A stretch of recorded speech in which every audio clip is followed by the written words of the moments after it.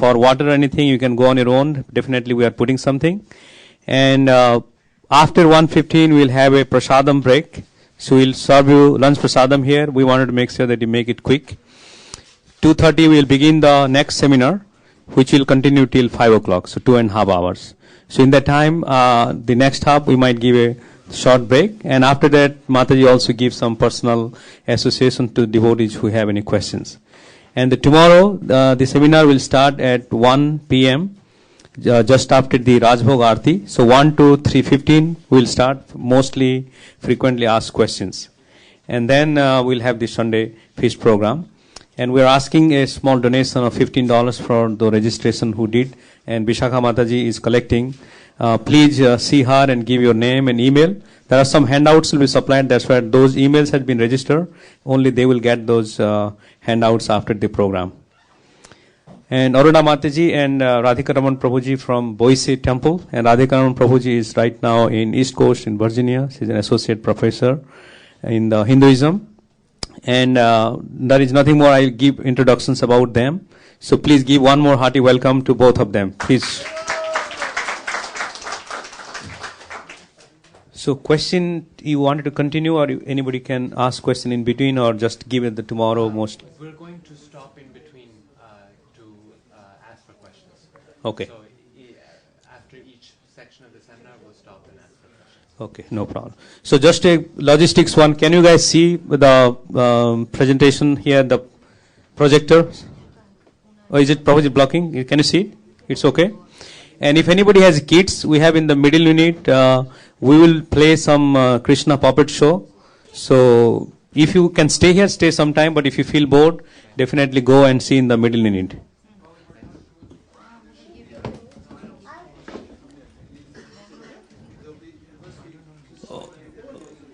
Okay. So also one more thing, as this is Saturday, many people may come to visit the Lord. So I would see at least give an aisle here and move one side, at least give some space so people can come. And in the front also please leave a little space for them. We don't get to see the complete screen over here. When we screen this way, we see part of the screen. Oh, I see. Why don't we give way? Yeah, walkway this way. Huh? We can have a walkway this way, we move everybody over here. That's actually better. You can come someone like this and for darshan. For darshan, okay. I don't know, it may not be that well changing in the last minute, people do not know. So let it be, if something comes up, then we might need to adjust this way. But at least give something, if somebody comes over a little way. I know we are a cozy room, but try our best. Okay, then Hare Krishna, thank you. I'll give it to, so we have one more. How do we Yeah, get I will just connect it here.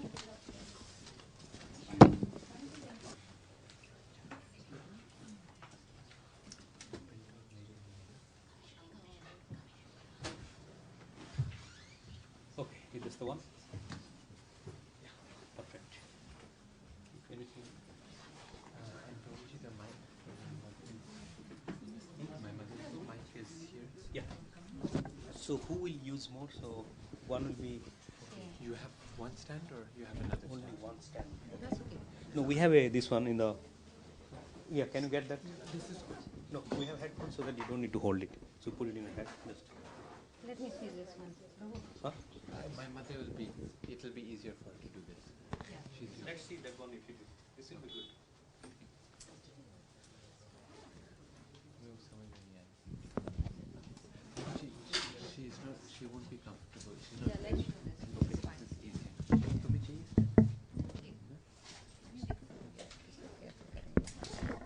तुम ले लो stand. Yeah. And then one stand to carry.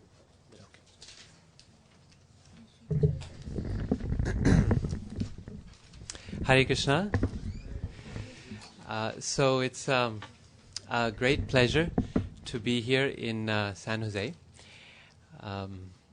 I guess for myself it's my second visit. The first one was just a few weeks ago for Hanumat Preshaka Maharaj's Vyas Puja. And for my mother it's first time here. Beautiful, beautiful deities. It's amazing it's actually taken us so long to have their darshan because we're from Boise, Idaho, which is just one hop, skip, and jump away from here. One short flight, San Jose Airport, Alaska Airlines flies directly to Boise, Idaho.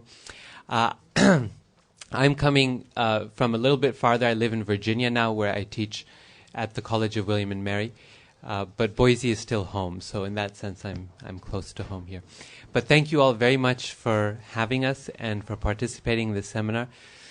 Usually we begin with some kirtan, but considering that you've already had a pretty substantial morning program just before this, and considering that we're also running a little late, what we'll do is maybe we can just chant the invocation prayers together that Prabhupada gives at the beginning of Bhagavad Gita, and then continue for the seminar. Okay.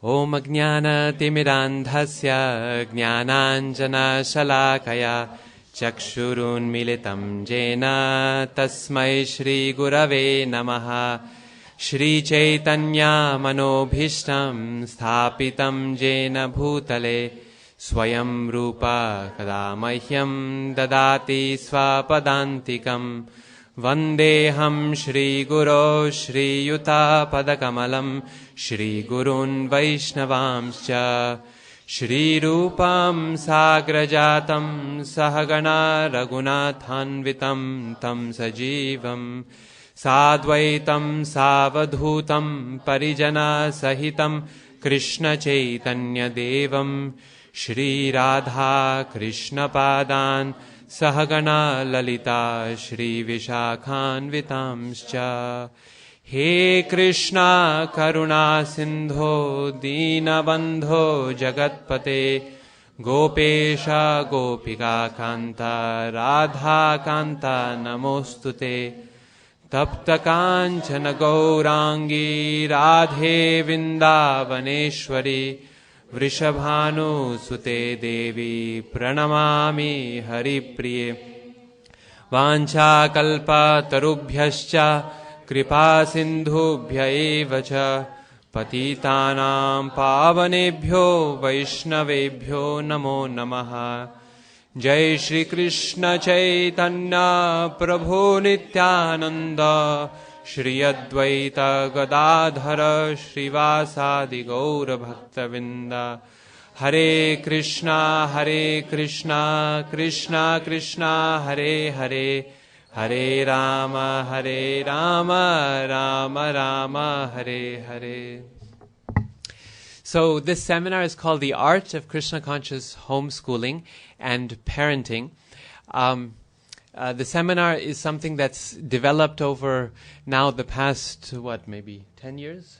It's been a decade almost since my mother first started giving this seminar. The first one actually happened not too far from here in Seattle. And then from that point on, it grew and spread around the world.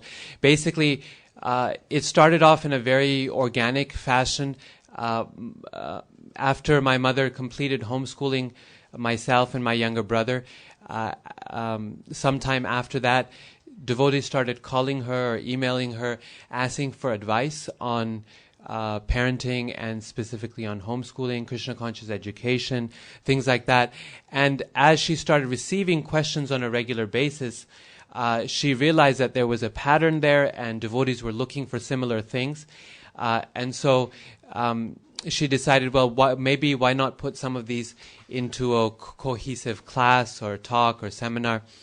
And after delivering it, realized that there's a great desire for this kind of knowledge and experience. And from that point on, started delivering these seminars in different cities here in the United States and then around the world. And so now this seminar has been given all over India, all over the United States, through most countries in Europe, Australia, and parts of Africa, and so on. So it's really something that we hope you'll find useful in some way or another. The seminar itself is something that's been blessed and encouraged a lot by the ISKCON Ministry of Educational Development, and as one of the options available to try to give our children a Krishna conscious education. Now, the seminar itself is designed to talk to parents about, or future parents about, or those who advise parents about the about homeschooling in particular as a method for Krishna conscious education, teaching children at home. Now, this is what my mother did with the two of us. But we also realize the fact that for some parents, whatever the reason may be, homeschooling may not work out, or it may not be an option, or they may not be ready for it as yet. We hope you'll consider it seriously. But in case it can't be an option, what you hear in this seminar over all of today and part of tomorrow, at least 75-80% of those principles of Krishna conscious education that we describe here would be applicable in any circumstance, whether the kids are going to school, or whether the kids are going to Gurukul, or whether they're studying at home, right? So that's why we say the art of Krishna conscious homeschooling and parenting, because the basic principles of giving our children Krishna conscious education actually are the same, regardless of whether we apply them in one context or another. Okay, so that's why we hope it'll be broadly helpful, even if you can't do the full homeschooling idea. Now, during the course of the talk, we'll stop at regular intervals, and once we cover a particular topic, then we'll ask for questions. And those questions, specifically, we're hoping for questions about what we just talked about. And then we'll move on to the next topic. There should be a good amount of time for questions today, doing that system. But then there are always additional questions, general questions that you think of after digesting it overnight, or topics that we don't have a chance to cover. And those will have an opportunity tomorrow. There's a dedicated question and answer session. And by that time, usually there's a whole range of different issues and questions that devotees want to talk about. So that's the overall format of the seminar here. So we'll just start with one really nice statement from Srila Prabhupada. He says, if we train children by developing and encouraging their propensity to love Krishna, then we shall be successful in educating them to the topmost standard. And this is kind of the guiding principle behind the seminar today, that as devotees of Krishna, there are values that we hold in great esteem, and those values are inculcated in our children with their desire to love Krishna. And that is the ultimate standard for education. My mother's going to be speaking about this very soon. But just to start off with, we'd like to give you darshan of our lifelong masters and deities in Boise, Shri Radha Banki Bihari. They have been our providers and protectors and caretakers, and for so many years now. My parents, they moved to Boise in 1986. I was 4 years old at that time. My younger brother was 2. And when they first got to Boise, it was something that they were nervous about, spiritually speaking, because they had lived a year in Los Angeles, which, as you know, is quite a vibrant and large community of devotees. Even back then, in the 80s, it was very active, and they had plenty of nice association. Before that, in Chicago, at Kishore Kishori's temple. And then my father got this job in Boise. His job disappeared in Los Angeles. And the next job that he found was with Hewlett-Packard. They have a very large branch for laserjet printers. Their headquarters is, of course, here, but their laserjet printers, a lot of what they do is there in Boise. They employ about 3,000 or 4,000 people there. And so he got a job with them, and when they initially moved there were no devotees whatsoever, and a very small place, maybe at that time less than 100,000 people, and it wasn't just a small town in a string of small towns. It's a small town in the middle of nowhere. There's nothing. If you drive 6 hours in any direction, you don't see anything. in Boise. It's now gotten a little bit bigger, but originally it was like that. And so Krishna sent them there for some reason or another, but when they got there, then they gradually started holding programs in their home, just as a little gathering of interested persons, devotees. And for about 10, 15 years, it took place in our living room, and gradually it grew and grew and grew, and Shri Shri Radha Banki Bihari came, and other deities, and eventually it grew to the point where it wasn't going to fit, it wasn't working in the home. And so then we got the property next door, and with the help of all the devotees there, built a beautiful temple to Shri Shri Radha Banki Bihari. Not a huge temple, but about mid-size. And that's been now, 14 years since that temple arose. And now there's a wonderful community of devotees living all around the temple, around the street. They've bought homes. And it's centered around the deities and also the homeschooling. It's a homeschooling community where everyone there has either already completed educating their children if they move there for a while at home, or they're doing it right now. And so it became a little place to practice the techniques of Krishna conscious homeschooling that we'll be talking about here. After we were grown up, then another generation of young kids came. And now these techniques and these methods are practiced in communities all over the world and all over the United States as well.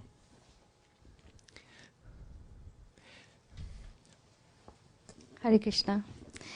So, Radhika, I'm really happy to be here. It's my first visit to San Jose. I'm really looking forward to association with a lot of you.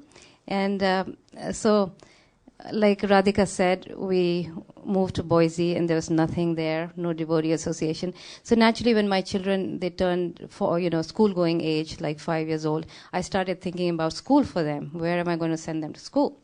And I started investigating public schools, private schools, and we opted for a private school. And so they went to school for about 2 years, and I was a devotee, a new devotee, and I was worried. I was worried about the things they would learn there. So I started to volunteer time to go into their classroom, see what's being taught. And there were some experiences some things that I saw that made me very determined that I should think of an alternative. At that time, homeschooling was not known to me. I had no idea that it actually existed. So I actually, I even put them in a Seventh-day Adventist school, which I thought, well, they would be vegetarians and it would be a nicer place for them. But my youngest son, one time, he came back home and told me that how the teacher has spent the entire day talking about good behavior. Just no classes, nothing, just talking about behavior, because a few children were very, very misbehaved, and she was so frustrated. And that made, and I thought, oh my gosh, the whole day wasted, And so then, it made me realize that actually schools are pretty much secular places, secular institutions, where talk of God is not allowed.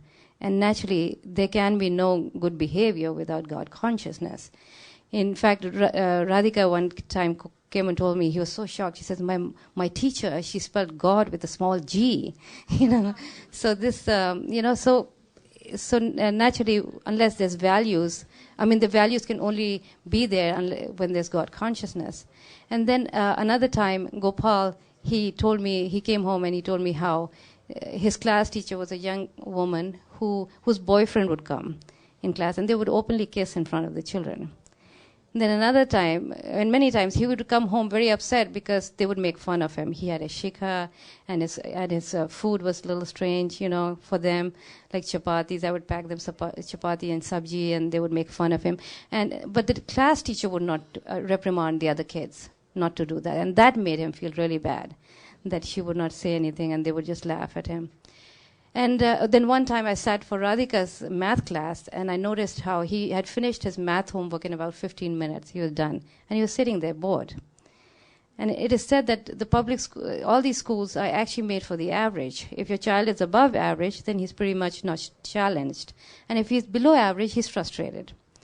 So, again, academically, I felt like I could give a lot more, that he could be more challenged. And one time he told me that, that it was a usual thing where they would heat the lunches in the microwave for children. It was a private school, so they made this special facility. One time, Radhika's lunchbox was swapped with another boy's lunchbox. And then when he was given the lunch, he found himself biting into some chicken stuff, which he thought was, So luckily he didn't digest it. He threw it out. But, so these things were going on.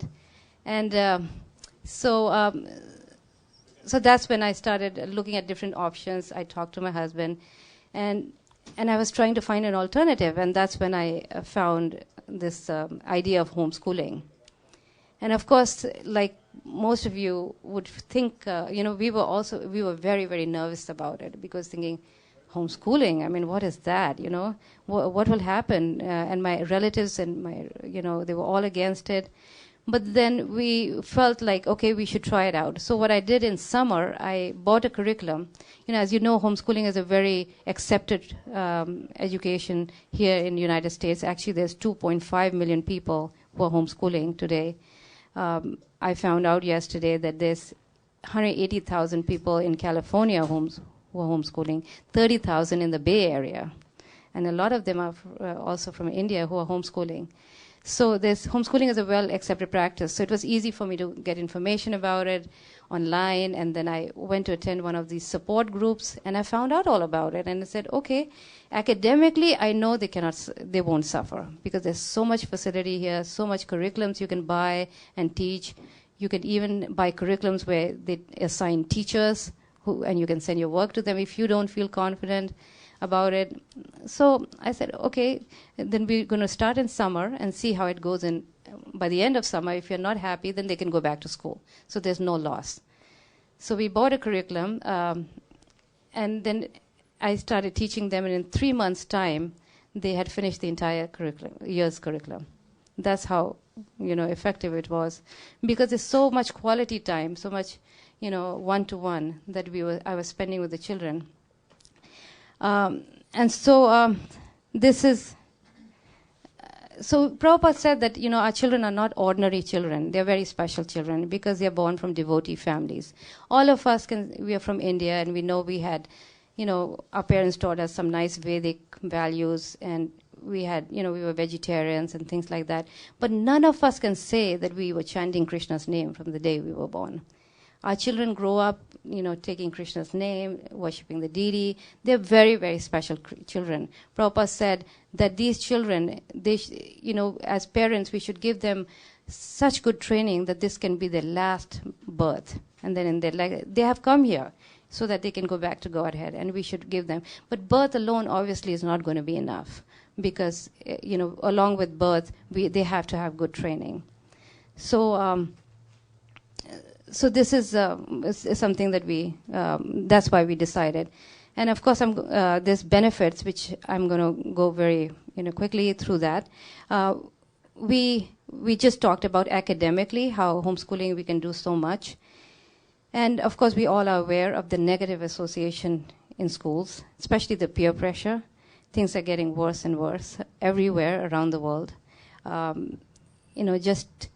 We'll be talking about how important it is for children, especially in the early stages of their life, to get good association, to get good examples, especially the examples of older people, of seniors, where they can actually, because they are so much, they are able to, at that age, they mimic, We have to give them good role models. And Prabhupada talks about how today in schools, academically, they want to make sure that the teachers are very well qualified. But in terms of character, they're definitely not good role models. He said, actually, a teacher cannot be a teacher if he smokes or drinks, if he's not following the 4 regulative principles.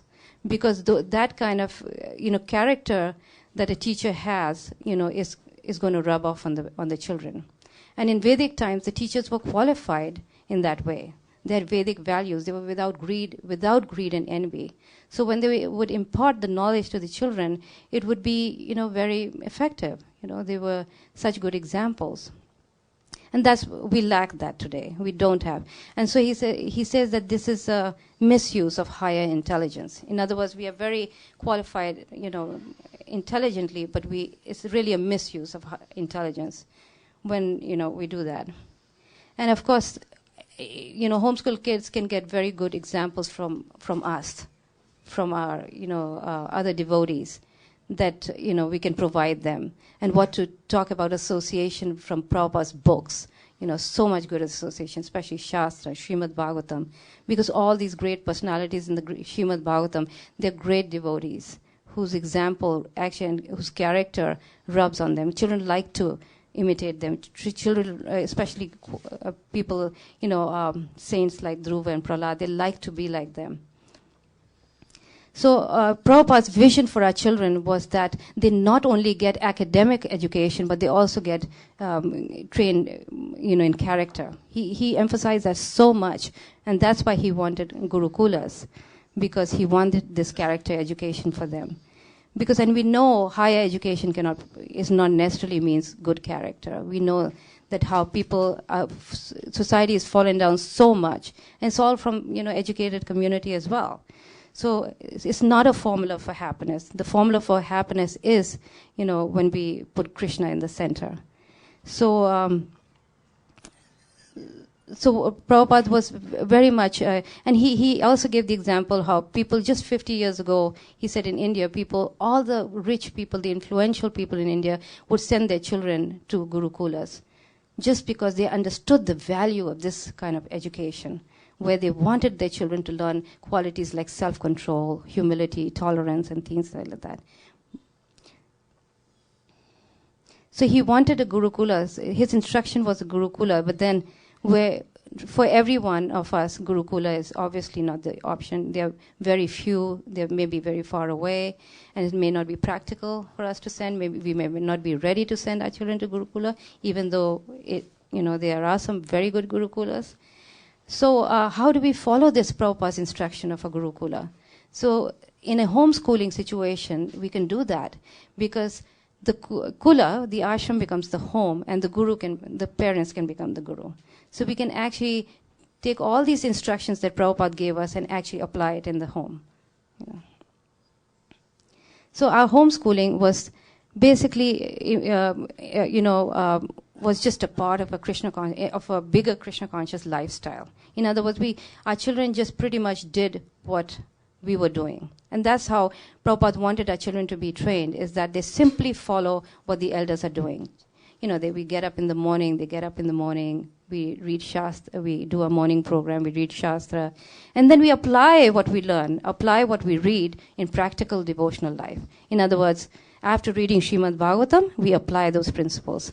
And that's what we did. We went on, book distribution, Harinam, we did school programs, we did deity worship, festivals, so many nice things. And through that, they got the education. Of course, the Shastra gave them, the knowledge where intelligently they could understand why it's important to be a devotee, and then we applied those teachings. And of course, in a homeschooling situation, it always helps for parents to be Krishna conscious. But frankly, I can tell you, when I started homeschooling, I did not feel qualified at all. I was a very new devotee. I hadn't read any Shastra, Prabhupada's books, and I felt very, very unqualified and nervous. But then I noticed, because I had to give an example to my children, so I was eager to do the right things. And so as I got up and did my morning program, I read Shastra and did all these practical devotional service, did preaching programs, did festivals, my faith in Prabhupada's teachings became more stronger and stronger. And as my faith increased and I saw the children so happy, and then my faith increased and I felt more and more qualified to become a teacher. So a lot of us feel like we can't teach, but the fact of the matter is that parents are natural teachers. We don't have to go to college to understand what the strengths of our children, the weaknesses of our children. It's natural for us to know the children better than anybody else. So, this way, if we just try If we just try and follow what Prabhupada told us, the formula for happiness, the formula for becoming a good devotee, just following the simple program of, what he gave us, we all feel qualified. And naturally, when in the early stages, all of us can teach our children, right? We can give them elementary math and English.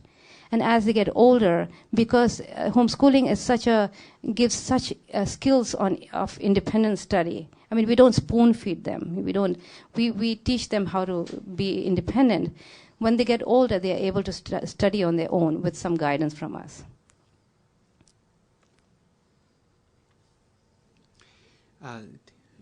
So the seminar has 3 parts to it. The first one, as you see up here, is called Purity is the Force. They come from this motto that we hear often in ISKCON: Purity is the Force, books are the basis, and preaching is the essence. And the idea behind the 3 parts is the first part, Purity is the Force, talks about creating the right environment at home to allow to make it conducive to raising Krishna conscious children. Okay, so it's dealing with lifestyle changes and home environment. The second part, books are the basis, deals with the actual education, the academic side of things, the curriculum, but especially focusing on studying Srila Prabhupada's books and Srimad Bhagavatam with our children. And the third, preaching is the essence, talks about social skills, discipline, outreach, preaching activities, festivals, and other topics that would be considered basically extracurricular activities in a school setting, but for in a homeschool setting would be very much an essential part of the curriculum as a whole. Okay, so these are the 3 parts of the seminar, and after each part, then we're going to stop and ask for questions and see if you have any further ideas on that particular part. Okay. So the first one, preparing the home environment. The very first, the first element in purifying the home is to remove unwanted things that work against our attempt to raise Krishna conscious kids. In other words, if we're trying, Prabhupada gives the example, that if you're trying to light a fire by rubbing 2 sticks of wood together, and then at the same time you're pouring water on top of those sticks of wood, then is your fire going to come up? No, it's not going to happen. In other words, that as we do what's right, we also have to stop doing what is working against that. Right? And one of the first things that is necessary in that regard is by turning off the television. Maybe some of you have already done this. Maybe others have been thinking about it for a long time, but yet haven't had the strength or the courage to do it. But the TV is one thing that practically, just that one thing, if it can be removed from our life completely, it does wonders for helping the education as well as the spiritual life of our children. You see, the problem with television is twofold. One is in terms of the content of what you see on TV, and the other is in terms of the method of learning from the television. First of all, in terms of the content, the television, we work so hard to try to follow the 4 regulative principles in a world that basically works against that, glorifying these. No meat eating, no illicit sex, no gambling, no intoxication. The television is basically founded on these 4 sinful activities, right? It's the basic foundation of TV. Everywhere you look, one of these 4 things is always being glorified, whether it's meat eating or it's illicit relations between men and women or intoxication of some kind. It's always going on in the TV. And so those messages become so persistent. They've done many studies that when you see the same thing about 6 or 7 times, then practically it's inevitable that you come to learn it. You come to believe it, actually. And this is the idea behind television, is over and over and over and over again, those messages are given to us, so feels natural. This is what the world does, this is what we do therefore also. Studies have shown again and again that children are so much more likely to believe something that they see on a screen as true. If they see it on a screen, they think it's true. Even as adults, if you see it on TV, you think it must be true. You know, even products in the store, they have a little label on the say, as seen on TV. Right? Why would seeing this on TV make it a better product? There's no logical reason for that. But they say as seen on TV because if you see it on TV, then people tend to think, oh, it must be good. Right? It must be true because it's been seen on TV. And, you know, why would someone spend $10,000 for 30 seconds if it wasn't good?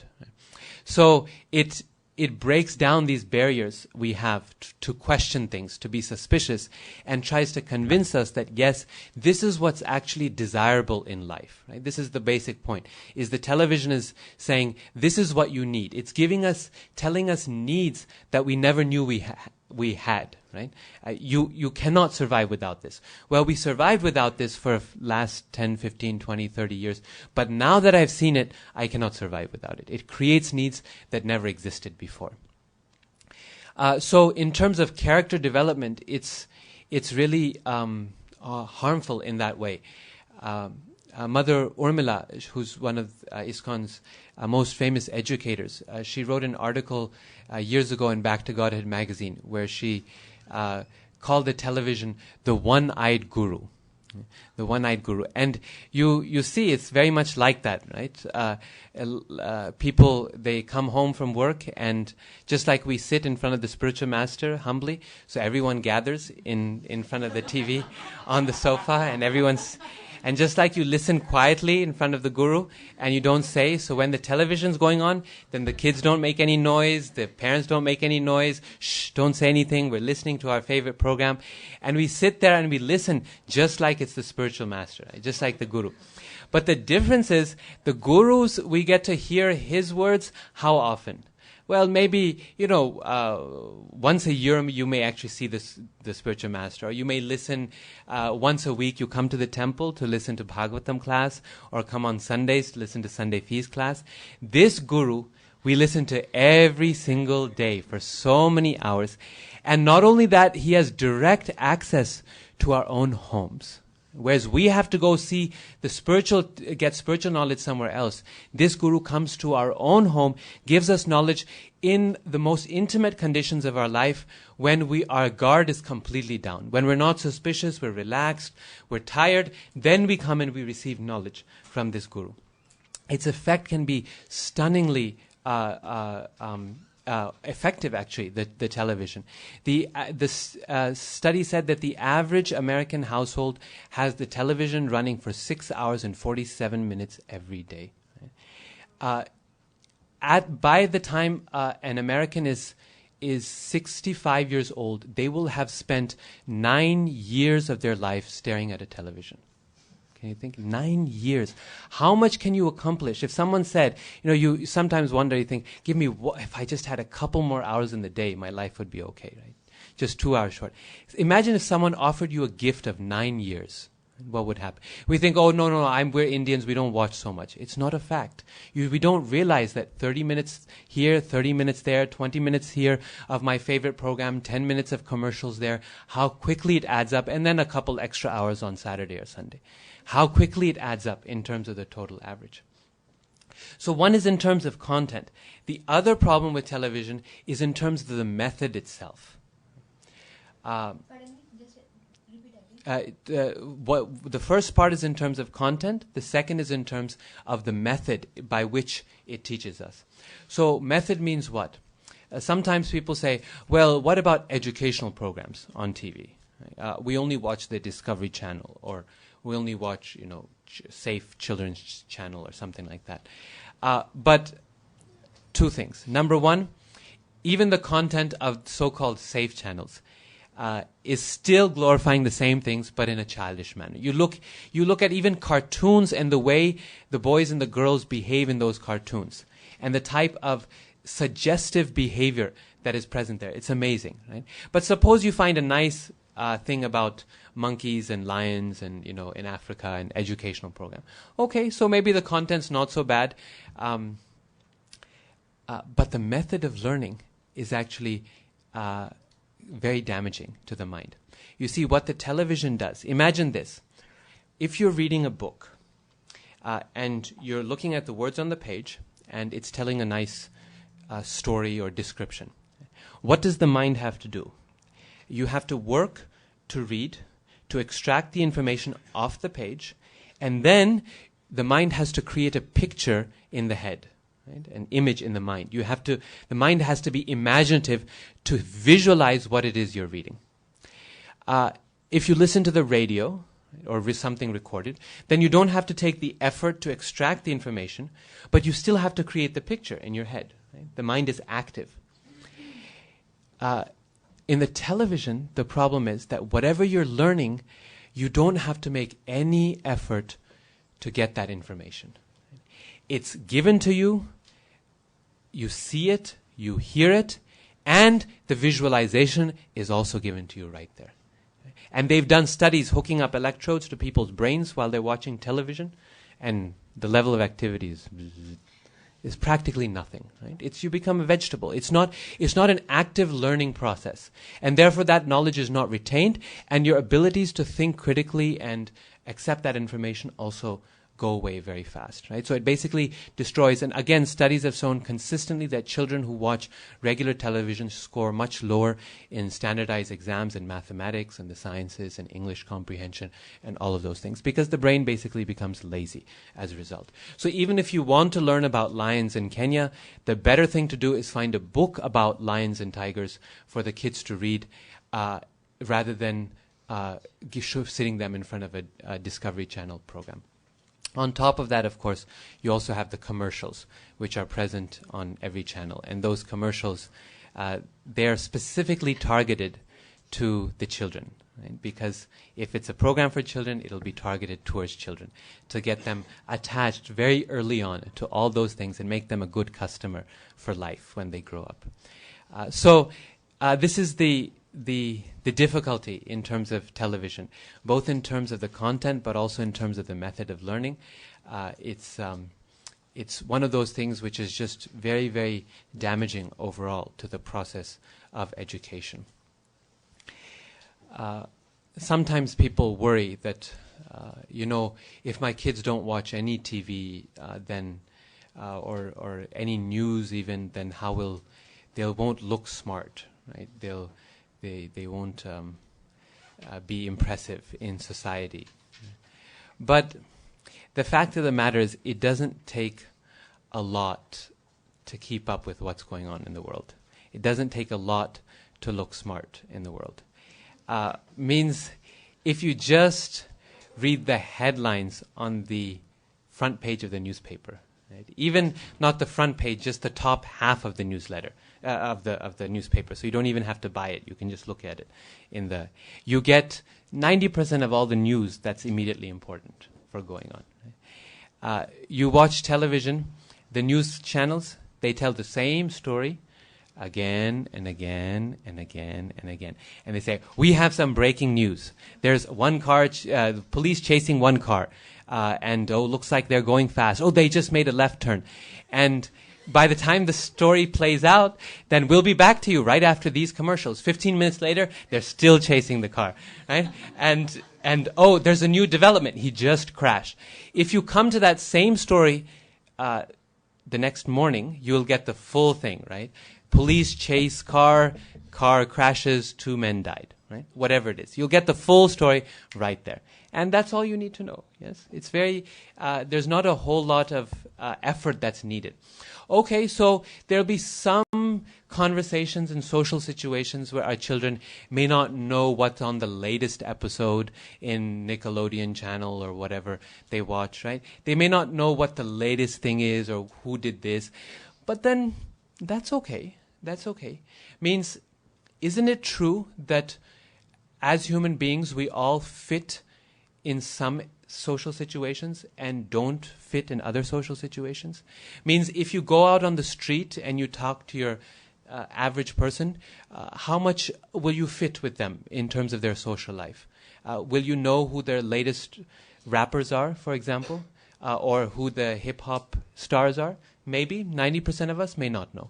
Does it matter? No, it doesn't matter so much. Right? There are some conversations we know, some we don't know. As parents, as devotees, we've made a certain choice, right? A certain lifestyle choice, that we want our children to look intelligent in front of Krishna. Right? We want Krishna to be impressed by our children. We want the spiritual master to be happy with the children. We want the devotee community to be happy. Other social circles, okay, they may be left out a couple conversations, but people learn. Friends, they realize, oh no, okay, these, Ravi's not going to be really good at telling what the latest episode is, but they'll talk about other things. They'll talk about other things.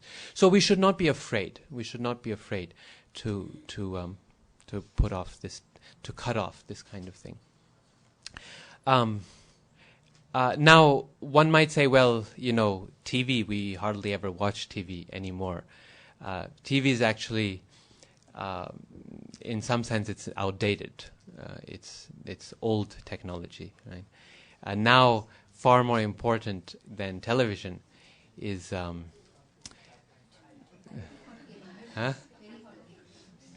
is the internet. Right? Ultimately, the video games are also all online now. The good ones are all multiplayer, different parts of the world online. The internet is really the most important, the new thing. And the internet is such that it has all the qualities of the television plus more. Right? Plus more. Whereas the television, the channels are still limited. Even if you have full cable subscription, you get what? How many channels? Only 300 or something like that? 250 channels? Still limited, yes? But internet is ananta, right? It's unlimited. Anadi and ananta is constantly ever increasing. And 90% of it is an ever increasing landfill. It's a collection of trash, of junk. I think we all know this. There's no reason to need to argue this, that most of what's on the internet is no beneficial. Now, the thing is the television as a tool may be very useful. In fact, for most professions in today's world, it's essential. Means there's no way you can do a job unless you did something that was totally menial work. Just about any job in today's world requires the internet. So, internet is a very useful tool. It's a very useful tool. But it ought to be used like a tool. Tool means what? When you need it, you take it, you use it, and then you put it away. Yes, it's like a hammer. When you need a hammer, a very useful tool. Yes, you can use it, but then it's not that you carry the hammer around with you all the time, right? That just in case I might need the hammer, let's keep myself always hammered for this purpose. So with internet, it can be useful as a tool. But the problem is when we start using it as a substitute for two things. As a substitute for knowledge and as a substitute for human relationships.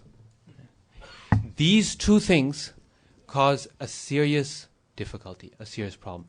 First, in terms of knowledge. According to the Vedas, one basic principle about knowledge, one basic principle of the conveyance of knowledge is that the source of knowledge is more important than the content. Because if the source is reliable, trustworthy, then you know that the content will be good or at least given with the best interest in mind. Just like a mother or a father.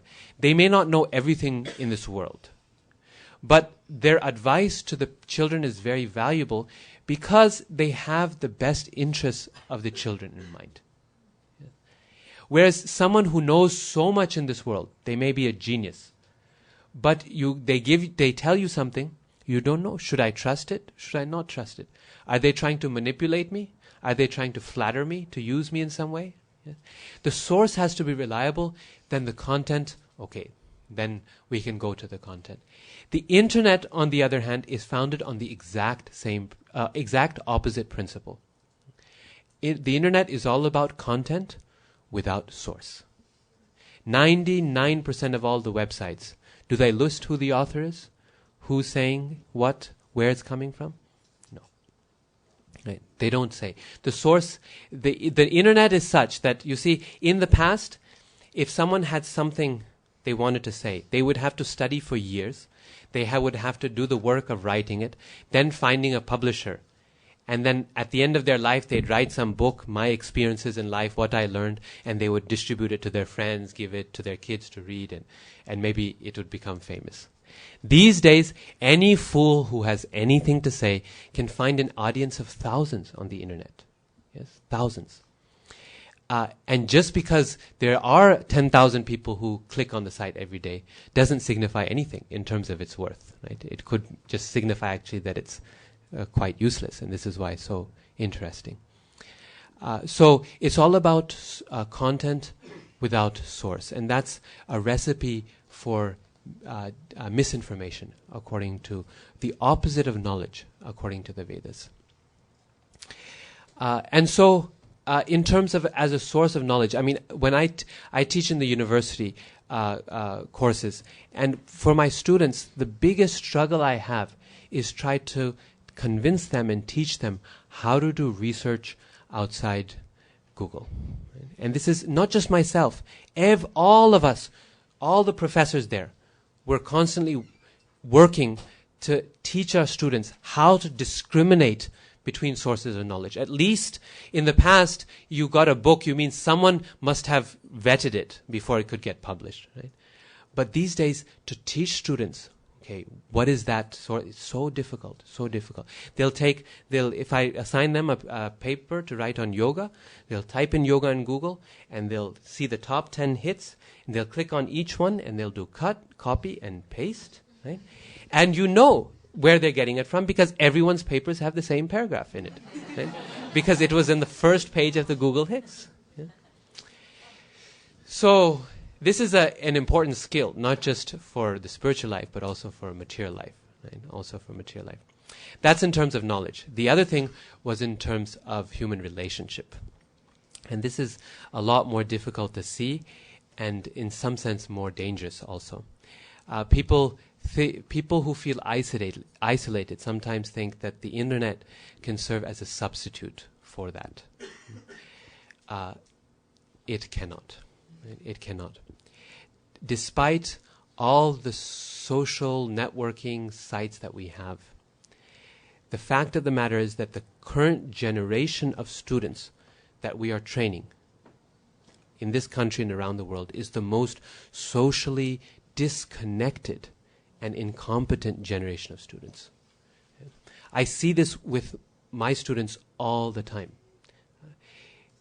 They don't often have even the simple ability of maintaining or starting a conversation with a stranger, with someone they don't know. Two people will get together and they'll say, "Oh, hi, how are you?" And then there's an awkward silence and each one pulls out their phone and they start looking at something and the other guy thinks, "Oh, okay, I better do that too." And they pull out their phone and they're texting someone, they're talking to someone, making an arrangement for a future meeting. How often do you see two people walking down the road together or sitting together doing something and clearly they had decided to spend time together? And yet one person's phone rings and, "Oh, hold on just a second, please." And they're talking and say, yeah, I'll be there this evening. I'll say, arranging their next meeting. In the meantime, the other person is feeling left out. So he thinks, no one called me. I better call someone. So he picks up and calls someone. And pretty soon they're there supposed to be taking association from each other. And instead they're in two completely parallel worlds. Right? Basically what develops is an attachment, a hiding behind of the screen.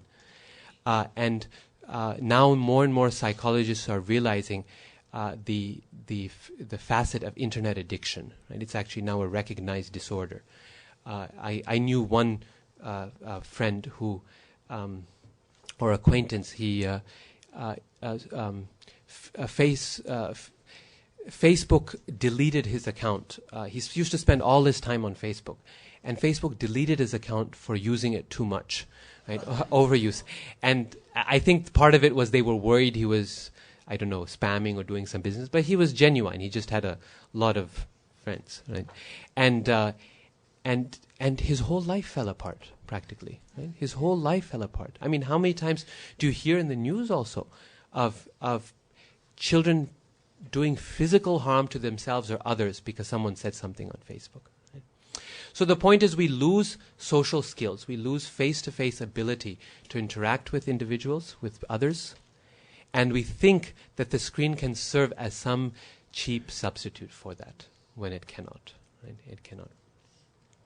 The basic principle from all of this is that in raising our children, as devotees, we have to be very careful about the screen.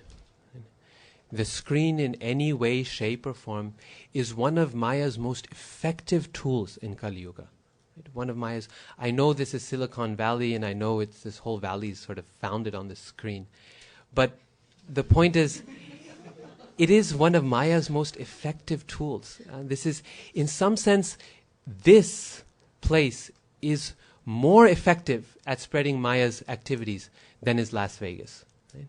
Las Vegas, you have to come to do something legalized, or illegal, but the point is, it's what they say, what happens in Las Vegas stays in Las Vegas, right?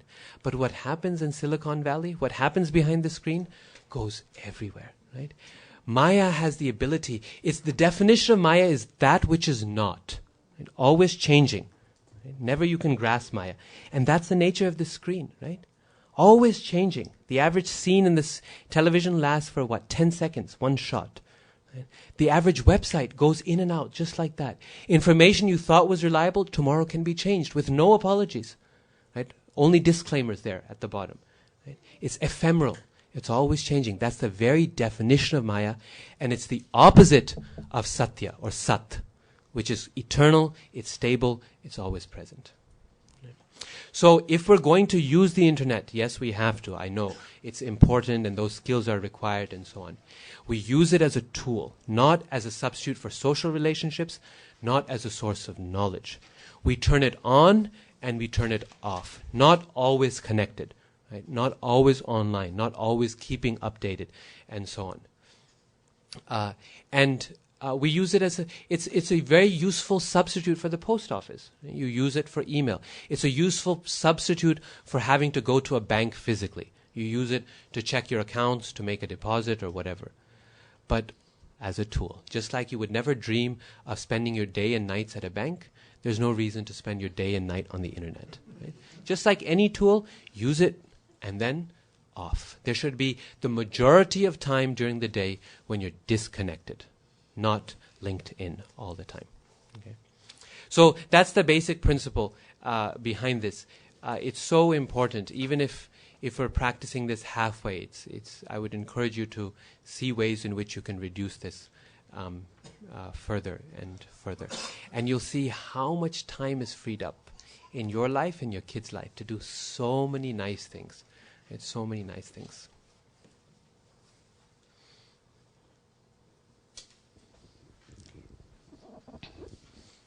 So some of the things that we can do to keep a very nice home environment, which is conducive for our children's spiritual growth, and one of them is morning program. We are all creatures of habit, so naturally, if we do something every day after day and day, then it'll become a habit, second nature to us, and that will, help us all of our life. A good morning program purifies the mind, and when a child begins the day with that, then he becomes very peaceful. So because and then I used to notice that when we were doing this every day, then the discipline became less of an issue. Because naturally the minds, after a full morning program and reading Srimad Bhagavatam, they would become quite, and if they were naughty, it was in a transcendental way, Of course, sometimes children are really naughty and then you have to discipline them. But this really helps towards curbing their restless nature. And of course, children, when they are very little, we cannot have a full morning program, which takes an hour. But so we can reduce the amount of time. We can be flexible. For example, with smaller children, we can just have it 10 minutes or 15 minutes. But we have to make sure that we're enthusiastic. Like I was staying at, Prabhu's house, and I noticed how he was singing so loudly and so nicely with the children. Now that's really important. We have to be always enthusiastic. Balimardan Prabhu was singing so enthusiastically with the children. So that helps, because then the children seeing the parents so enthusiastic and dancing and chanting loudly is very effective for the children. And of course, they want to take part in it. They want to become pujaris. So one day they can be the pujari. If you have two children, they can take turns. One becomes a pujari, the other one sings, leads the kirtan like this. We can go. I can just add one little experience also myself. Now I have a 2.5-year-old, almost 3, and another child who's 6 months. And with our 2-year-old, he's terrible twos. His time of tantrums, and I want this and this and that. And I've noticed that in the mornings, this will start as soon as he wakes up, complaining, I want this, until we do the morning program. And we sit down and we do the morning program together. And even at the age of 2.5, children can be fully involved in the morning program, right? They see their parents, they follow the example. He'll sing all the Samsara Dava prayers, he'll lead Nrsinga Arti and so on. And after that, he's different, right? He's changed. The mood is so much more calm. And then, of course, during the day it deteriorates again. Then again, you do some spiritual activity. But it does make a very big difference in the mood of the children and their environment. And right from the start, if they get that daily routine, the thing is that if we are rising early and doing our japa and chanting and mangalarti and so on, then when the kids wake up, we should do, like my mother said, even if it's a short morning program, we do it again with them. The whole thing. Even it just, you from Samsara Dava, you do Nrsinga prayers, Tulsi Arti, you give water to Tulsi. The whole thing you can do in 15 minutes, if that's only the time you have, right? But we do that again with our children, because it's so important for them to get the full morning program. Yes. Sometimes children are so naughty that you want to dispense with it and say, I don't want to worry about it. We'll do it later. But no, it's important to do it. And sometimes it's more practical. You do it with the children, your own morning program with the children. But at no time should we give up and thinking it's not so important. Of course, a lot of you are your children are going to school. So morning is a very rush time, right? So you can do a very brief one with them. They can do it, you can have an altar where they can sing the samsara prayers before they go to school. And then when they come back in the evening, you can do a longer one, like the evening artik and chanting together. So sitting together as a family in the evening also is so important, because chanting keeps the family together. In the Karmi world, they say, they think of ways how to bring the family together. Like they'll sit in front of the TV, watch TV, or go for bowling or some kind of activity. And here, as devotees, we can do that twice a day, every day. And you can see the amount of, how the togetherness that comes in doing that. When, as a family, we sit together, and chant together and read Srimad Bhagavatam or some scriptures together, it's really, the bonds get really strong. So japa is also part of that morning program, and it's important to give them, some taste for japa.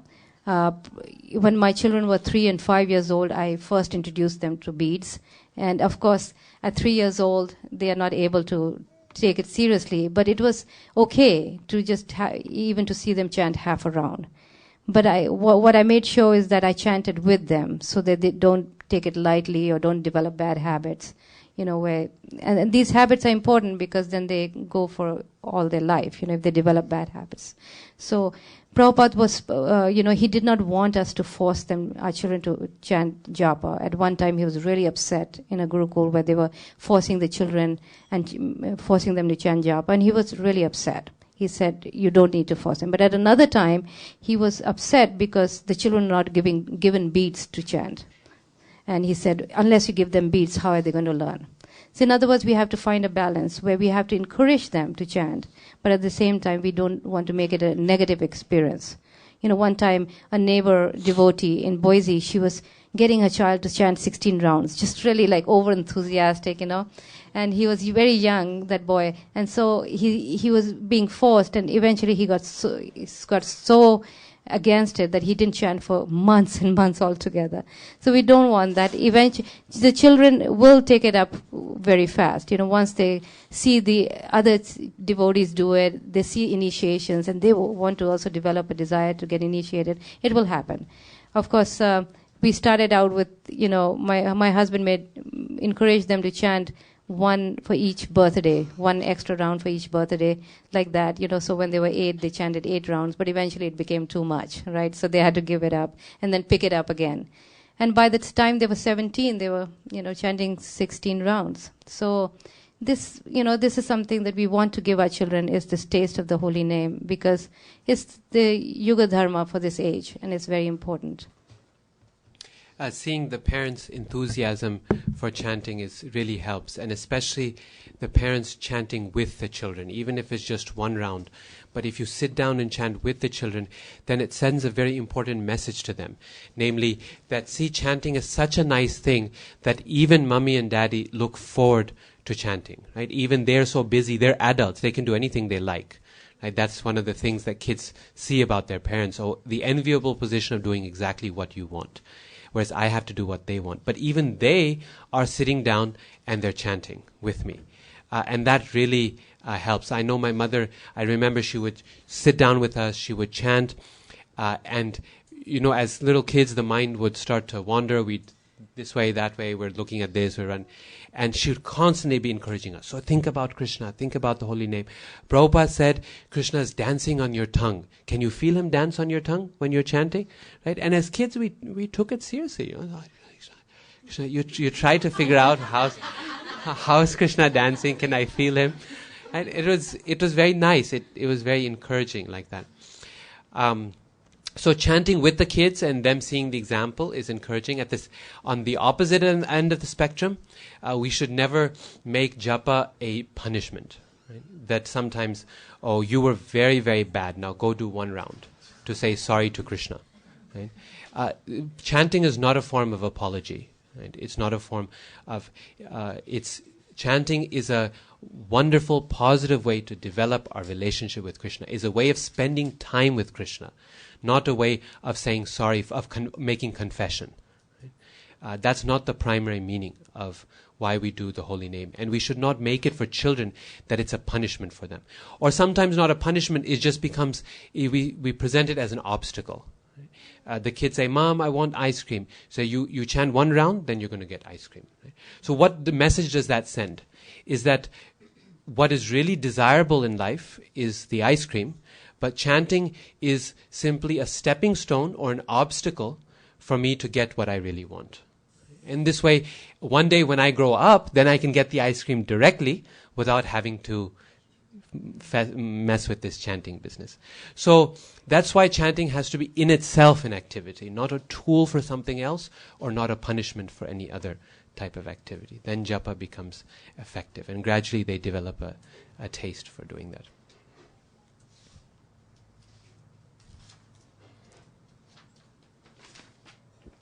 So this seems like a topic that we are very much aware of, eating only prasadam, but it has a great significance for our children. As we know, most of Krishna, that Krishna and a lot of his incarnations, he came to kill demons. But Lord Chaitanya, he came actually to kill the demoniac mentality by two things: chanting of the holy name and eating prasadam. So, and we know, if you go to a zoo, then the way they tame animals is by giving them food. So this way we know that all of us, our consciousness can be tamed by eating prasadam, and especially about children, because they're so restless. So if we feed them prasadam, then they become more peaceful. Now, if the children are young and very little, then they need a lot of variety. We know how they are always demanding this and that. So we need to work a little extra where we give them so much variety of prasadam to satisfy them, and that keeps them away from non-offered food, from karmi food. But when they get older, other interests take over, and they don't need so much variety. And then they're happy with simple prasadam, and we don't have to, give them so much variety. So when my children were little, we were always having to face the struggle, of whether we should go to different, places where we were invited, like parties, and what do we do. So one of the things that I tried to do was that, first of all, I fed them really well before we went them. So I knew they wouldn't be asking too much. And then we would sit down and have a talk, like, okay, we're going there, but this is, there won't be prasadam, and why we as devotees we should have prasadam. So children need gentle reminders. It's not like, okay, I told them once, they should know that. No, they need reminders all the time, and I would do that. Always sit down with them, explain to them. And of course, reading Shastra every day of your life, you're doing morning program, it all has its effect. They understand why we don't do that. Prabhupada, he said such wonderful things about, he said children, they can eat as much as they want at any time. There should be no restriction in terms of eating. We should not try to punish them by not giving them food. It's not good for them. In other words, he said the only austerity children have is that they must get up in the morning and do a morning program. Other than that, they should play as much as they want. They should eat as much as they want. So Prabhupada gave very nice instructions of everything. One of the things that Prabhupada said is that in Shastras say actually is that the reason food eating is so crucial is because the consciousness by which the food is prepared goes directly into the person who's consuming it. This is true of any kind of creative activity. Just like if you go to a museum and you look at a painting, yes, and the painting, say it's a painting of, I don't know, Picasso. All his paintings are really like a little bit off, and the angle is wrong, and so on. And you look at the paintings sometimes, and you feel the pain that the creator, the painter, was in, right? Or if you look at a beautiful Renaissance style painting with, impressionistic and so on, and natural scenery, you look at the painting and your mind is full with those same nice thoughts and ideas and calm sense of things. So whatever consciousness the painter was in, they put that consciousness into the painting, and when you consume the painting, you see it, that same consciousness comes to you. In the same way, for any kind of creation, including food, whatever consciousness we're in, that consciousness goes into the food, and then whoever is eating it then gets that same consciousness within themselves. The only difference is paintings we may see once in a while. Food is something that is so much part of our life non-stop. Think about how many hours a day we spend dealing with food. Whether it's eating food, or it's preparing food, or it's cleaning up after food, or it's doing shopping to get food. I mean, how many hours we spend, how much time, how much desires we invest in eating good food. I'm looking forward to chaat tonight, or to pizza tonight, or this or that, right? So if just that aspect, Prabhupada says, we can make 100% Krishna conscious, then at least our life is already 50% Krishna conscious, because so much of time we're investing in it. So the example of the parents in this regard is really powerful for the students, for the children. One of the things I remember most in my childhood was my father's example in this regard of eating only prasadam.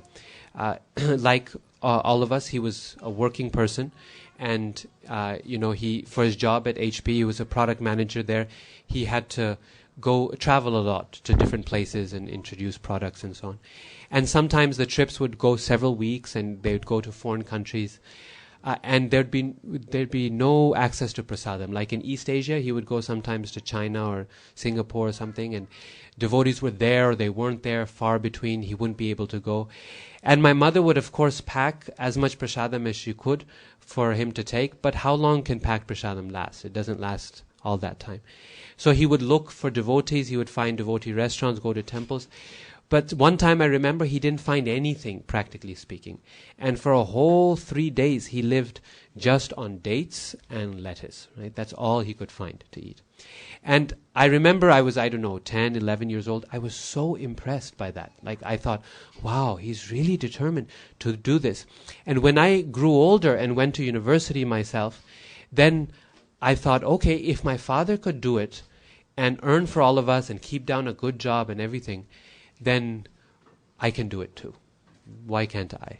Right? That example gave me the determination to then continue it through my education years and now when I'm working as well.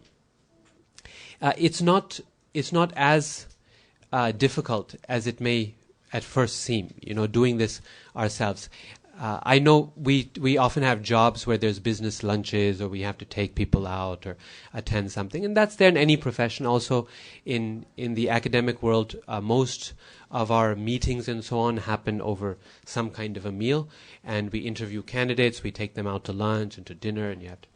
So, the system basically that I try to follow is you call the restaurant in advance, or if you have a secretary, you have the secretary do that, and you ask them, I'm a very strict vegetarian, so can you please just prepare for me a plate of fresh cut fruit as the main course. I'll take a green salad to start with. You just take a plain green salad and as the starter, and a plate of fresh cut fruit as the main course, please. And then for dessert, I'll have strawberries. And usually the restaurants, you take people out, it's decent, nice restaurants. That's all you're going to have? Yeah, that's all I'm going to have. And they feel so bad about it, they really put in a lot of effort into making that nice. And every time it happens, when I get my big salad or I bring my big fruit plate, everyone on the table, everyone stops the conversation and goes, wow, that looks really good. Someone really likes you back there in the kitchen, huh? I said, no, it's just fruit. That's all it is. But or else someone will say, I really should start eating healthy too. That's a really good point. I've been trying to lose weight for years now. That's really good. They'll be impressed by it. Or if someone's a little bit more advanced, they'll say, so you have some beliefs you follow? Are you vegetarian? I say, yeah, I'm vegetarian. Says, okay, but they have something vegetarian on the menu? Says, well, actually it's a little different. And the way I explain to my colleagues at work, I just tell them right in advance from the start that basically I'm a Vaishnava, and what that means is that I don't eat food that has been cooked in a kitchen which also cooks meat. I don't eat food that's been cooked in a kitchen which also cooks meat. And they immediately understand. They immediately understand, because we may not be aware of it, but this is very common in other religious traditions. You look at kosher laws that Jewish people follow, right? The same thing. It's not just the ingredients, but the kitchen has to be pure and different. Right? Milk in one kitchen, meat in a different kitchen, like that. Halal rules and regulations also. Not just that this is something you cannot eat this, you can eat that, but how is it prepared, in what kitchen, in what way. Right? So all the different religious traditions, many of them, they follow this same thing. And people, they'll immediately say, oh, it's like kosher. You say, yeah, it's like kosher. When I was studying in Oxford, I told this to my advisor there, because we'd have lunches at dinners where you would have to attend at the college, and it was like a formal event. And I explained my rules to him, and till the day I graduated, he thought I was practicing halal, and and then when I graduated, he came to me and said, so did we satisfy your halal needs well here in the college? I said, yes, very, very nicely. Thank you very much. I had explained to him many times that it was a little different. It's Vaishnav, But anyway, this is what he felt. He was fine. Okay, no problem. He was very happy, very proud that he could provide that for us. So it's not that difficult if we make it a point to be determined. But we have to be consistent about it. That's the key. If you eat with one colleague, and then you don't eat with another, you go someplace and you feel the pressure and you go, okay, tika, I'll order from the vegetarian menu. Then next time you go out, someone will definitely say, you ate last time, why didn't you eat this time? You don't like me, you like that person. Right? And that's when people feel hurt. Right? That's when people hurt. We just have to be consistent in whatever we do. Shri Shri Radha Madan Mohan ki jai. Lakshmi Singhadev. If we do it consistently, no one will give us problems. We are very fortunate to live in a country where people respect those who stand up for their own beliefs. If we were living in other countries of the world, it would be very different. Right? A whole different set of strategies. But we live in America where the culture is individualistic. As long as you stick to your beliefs, people respect you for it. If you're wishy-washy, then they can sense, okay, this person is, if I push him enough, he'll collapse. Right? He'll do what you want. And that's what the children see. Actually, sometimes we worry about the children. Oh, they'll feel misfit. What will their friends say? They'll become weak. But actually, the kids are more courageous than often the parents are. They see our nervousness, they become frightened. But you see little kids, they're very courageous. Little 4 or 5-year-olds, they'll go up to their friends and they'll just say, I remember when I was a little kid, we went to a party once, and my mother had explained everything. This is actually not us. This is another family in Boise. They had a small child, and their mother had explained that you're going to a birthday party, but you can't eat the cake. It has eggs in it. Right? And eggs. What are eggs? And the eggs are little baby chickens. They're in. And so this, now she didn't know, but the little kid, she went to the party and her friends were saying, you want some cake? You want some cake? And she went to her friend and said, no, the cake has baby chickens in it. You're eating baby chickens. You know that? And her friend was like, oh my God, I'm eating baby chickens. And she ran to her mother and said, Mom, did you put baby chickens in the cake? And then the problem was on that side, now how to explain. No, it's not baby chickens. The eggs are yet unfertilized still. What does that mean, Mom? Well, anyway, it's okay. You can eat it. You go on, eat it. Don't ask me to make. Right? But the children are very bold. They're very bold because they know as long as the parents are there to support them, they won't be ashamed of what they're practicing.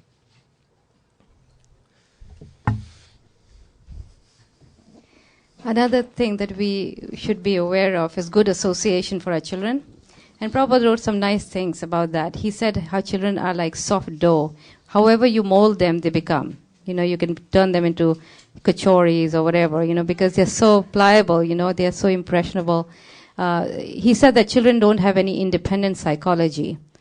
In other words, he said, and he gave the example how nobody grows up enjoying drinking and smoking. It's generally developed by association. So if we keep our children in good association, they become very saintly. But if we keep them in bad association, they can actually become later on they can become demoniac. So, and he also gave that example of that movie Tarzan. How he grew up with monkeys. And so he, got all the habits of monkeys. So children, they should be, and the way he said, we can raise children is by letting them just imitate the elders, whatever the elders are doing. If they simply do that, then they will be, developing good habits. Of course, our own association.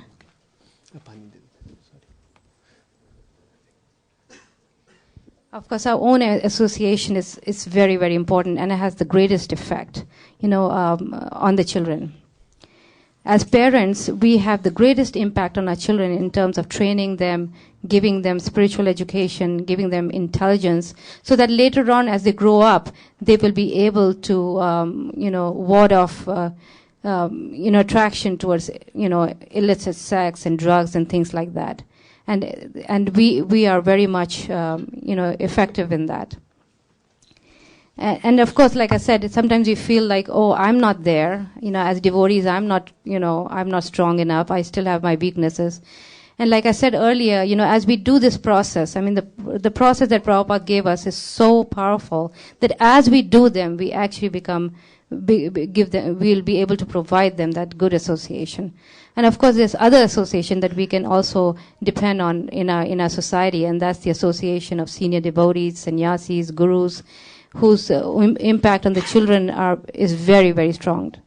Even for a little while, the impact they have on the children is very strong. Because all children, they need role models. We know how in today's society, all the children, they have models. They have, celebrities who they want to follow. And obviously, if the celebrity is a questionable one, that we know many are, then the results can be very dangerous because they idolize those people. They are their role models. So if they do something wrong, they think it's okay.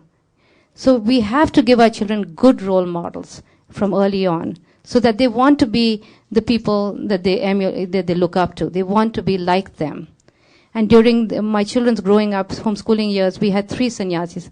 Like he said, Boise is a very out-of-the-way place, so there were just like 3 sannyasis who were coming and, giving and visiting Boise. And spending time with my children, and sometimes my children would travel with them to India and to other places. And there was one, his name is His Holiness Ganapati Swami, who was, who was coming there quite often. And my children grew up, looking up to him and learning from him. And later on, when, one time, just a couple years ago, my younger son, Gopal, he wrote a letter to him. And I happened to read that letter, and I was quite shocked. And that's when I realized what an impact those, these people can have on our children. And I'll read to you this letter because it's really nice.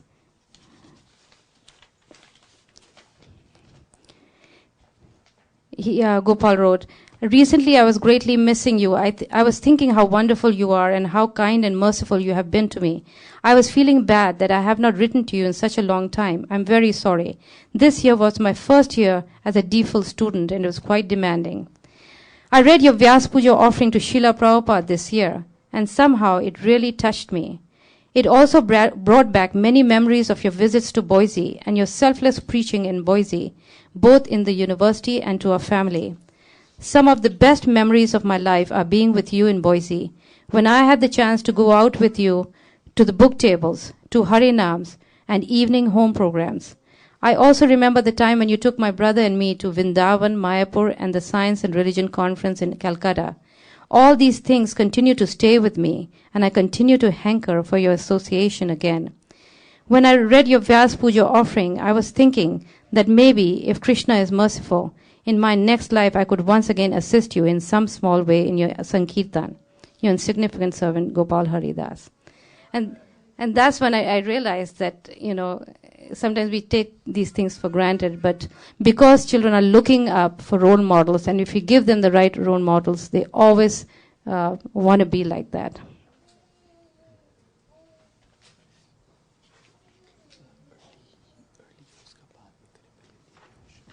Okay. Yeah.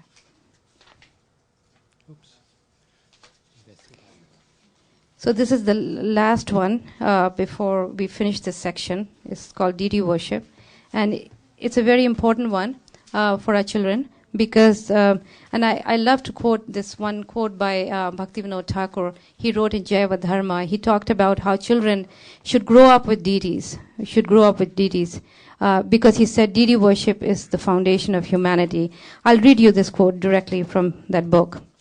The religions which have no provision for deity worship face the danger that those children born into the religion and those just beginning spiritual life, both of whom may have little or no understanding or deep faith in Godhead, may become overly materialistic and even develop aversion towards the Supreme Lord as a result of the absence of a deity form upon which to fix their minds. Therefore, deity worship is the foundation of religion for general humanity. And the reason he explains is because deities, help our children to focus on a form of the Lord, and they see Krishna as a person. Just like they would see a doll as a person, they would see Krishna as a person and take care of that. And it also helps them to make, to develop good habits, where right from the beginning we can train them to offer everything to the deities, even clothes and whatever new clothes that come in the house, food, of course. And it's deity, and of course, when my children were small, I introduced deity worship very early in their life, when they were 3 and 5 years old. And they had very small Gaur Nitai deities, about 6 inches tall. And they would take care. See, children have to do something. When they're that little, they have to play. This is a nice way to dovetail their playing tendency, is to take care of deities. And we would worship them for like 2 or 3 hours every day, where they would, bathe them, dress them, ornament them, put them back on the altar, and then we would offer food, do arati. Just the whole process took like 2 to 3 hours every day. And it was amazing when I would see them completely absorbed in that. And this is nice because generally children, they just waste time. They just do here and there. They play with frivolous things that they really don't need to. So.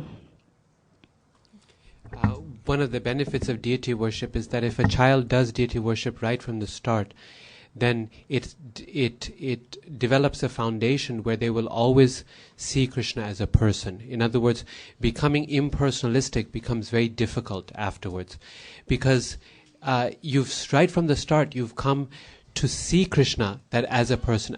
The nature of a child is that they automatically personalize everything, right? You give them a doll, they'll deal with it like a person. You give them a little animal to play with, they'll deal with it like a person. It's only as we grow older we learn that, this is not a person, we should not deal with it like a person. You cannot talk to your Lego pieces, that's not right, that's crazy. So we learn that as we grow up. But children, they automatically see everything as a person. So if they see Krishna as a person right from the start, then it develops a very deep impression in their heart that Krishna is someone who will listen to my prayers. Krishna is someone I can go to and offer whatever I want. And they'll develop that so quickly and so strongly that they'll end up guiding the parents on how to do it. The children will remind the parents, did you offer this yet? Anything they eat, they'll first put on the altar first. And this can start even 2-3 years old. A child will remember. They'll take a bite out. Like my son recently, he took a bite out of an apple and said, "Oh, I didn't offer it," and then took the apple and put it in front of Krishna. So it's unclean, right? Not clean. But it's okay. He has home deities. It's no problem. Krishna is kind. So his gesture means he was learning that this is how I should treat Krishna. That I forgot, Krishna should get it first. I eat it, so Krishna also likes to eat it. The child learns, I really want to eat this, but I have to wait because Krishna is eating it first. It teaches self-control, tolerance, cleanliness, all kinds of good qualities. No, you can't touch the deity right now. You just put your finger in your mouth. Let's go wash your hands first. Right? Again and again we do that, and it feels like, oh my God, 100 times I had washed his hands already. But it's that process that basically inculcates these good behaviors in the heart. Because they say that everything you need to know in life, you learn by the age of 5. Right? By the age of 5, you've learned that. And those habits you see in a child where the family is doing deity worship, they grow up as little pujaris right from the start. Right? They behave like that, they know how to do that, and so on and so forth. So it's very good habits for our Krishna consciousness. It's very good personal habits that deity worship teaches us. Some manner of regulation in life becomes there.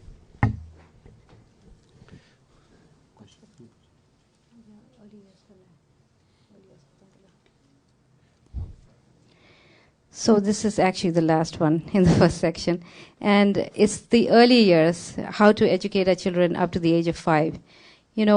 Most of us are thinking about their training starting 5. Those are considered the formal years of school, is, after the age of 5. So, but we have to remember that the first 5 years are very, very important. Now in America, they're discovering these first years. And they're doing research on those first 5 years, and they're calling it the lost years. In other words, they're realizing how these five years, whatever the child goes through and experiences, you can pretty much predict what he's going to be in the rest of his life. Very, very important years. And of course, for very babies, we can, if we are devotees and we are strong devotees and we do everything that Prabhupada told us to do, then we can. The children grow up in that environment where they're watching us, do, sing, chant, do deity worship. And growing up, even as infants in that environment, has a very big effect on them later on in their life. So, and then for later on for toddlers and preschoolers, Prabhupada gave very, very nice instructions on how we can train our children, in very, very effective ways.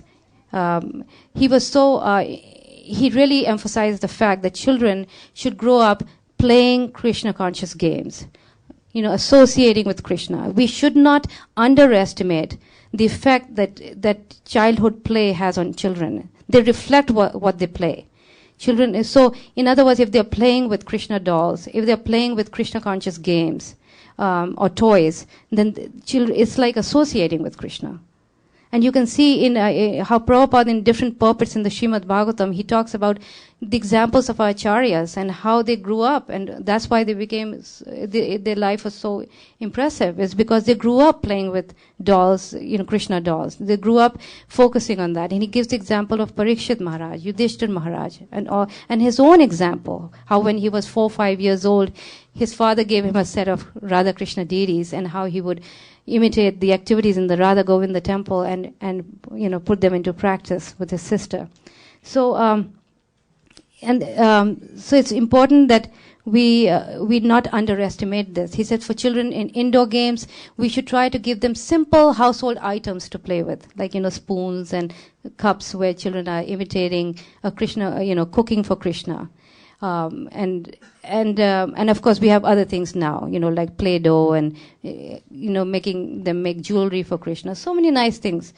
And then for outdoor games, he said children should pretend to play Krishna conscious, imitate Krishna from the Krishna book. Like, become cowherd boys and cows go to the forest where Krishna kills the demon, like this. So, he said children should not waste time, because even though that becomes very difficult for us as parents, where, we have so much to do and we can't always be with them. But just by the fact that we are doing these Krishna conscious things, if they simply stay with us and follow us everywhere, they will be taking a lot of good examples. So I can read you one quote that is really, really nice about Prabhupada talking about how children should be raised with that. He said that children should be always instructed by taking advantage of their playful mood and teaching them to play Krishna games, like become cowherd boys, cows, peacocks, demons. And in this way, if they always think of Krishna by playing just like they are actually present in association with Krishna, then they will become Krishna conscious very quickly. In addition, there should be a little ABC, then prasadam, then worshipping the deity, then more playing Krishna games, some kirtan, a little more ABC, like that. In this way, always keeps their mind and bodies engaged in different activities, because children are restless by nature, so they will want to change often. See, Prabhupada didn't want our children to play with artificial toys that supercharge the brain, that kind of toys. He wanted them to actually experiment with simple things, household things, that our grandparents have been, doing that. So we'll stop at this point, and this covers the first section of the seminar, which is about creating the right home environment and personal practices that are conducive to a Krishna conscious education. At this point, if there are questions that people have about the material we've discussed especially, then we'll be happy to take these questions before moving on to the next section. Yes? Prabhuji, you have mentioned that about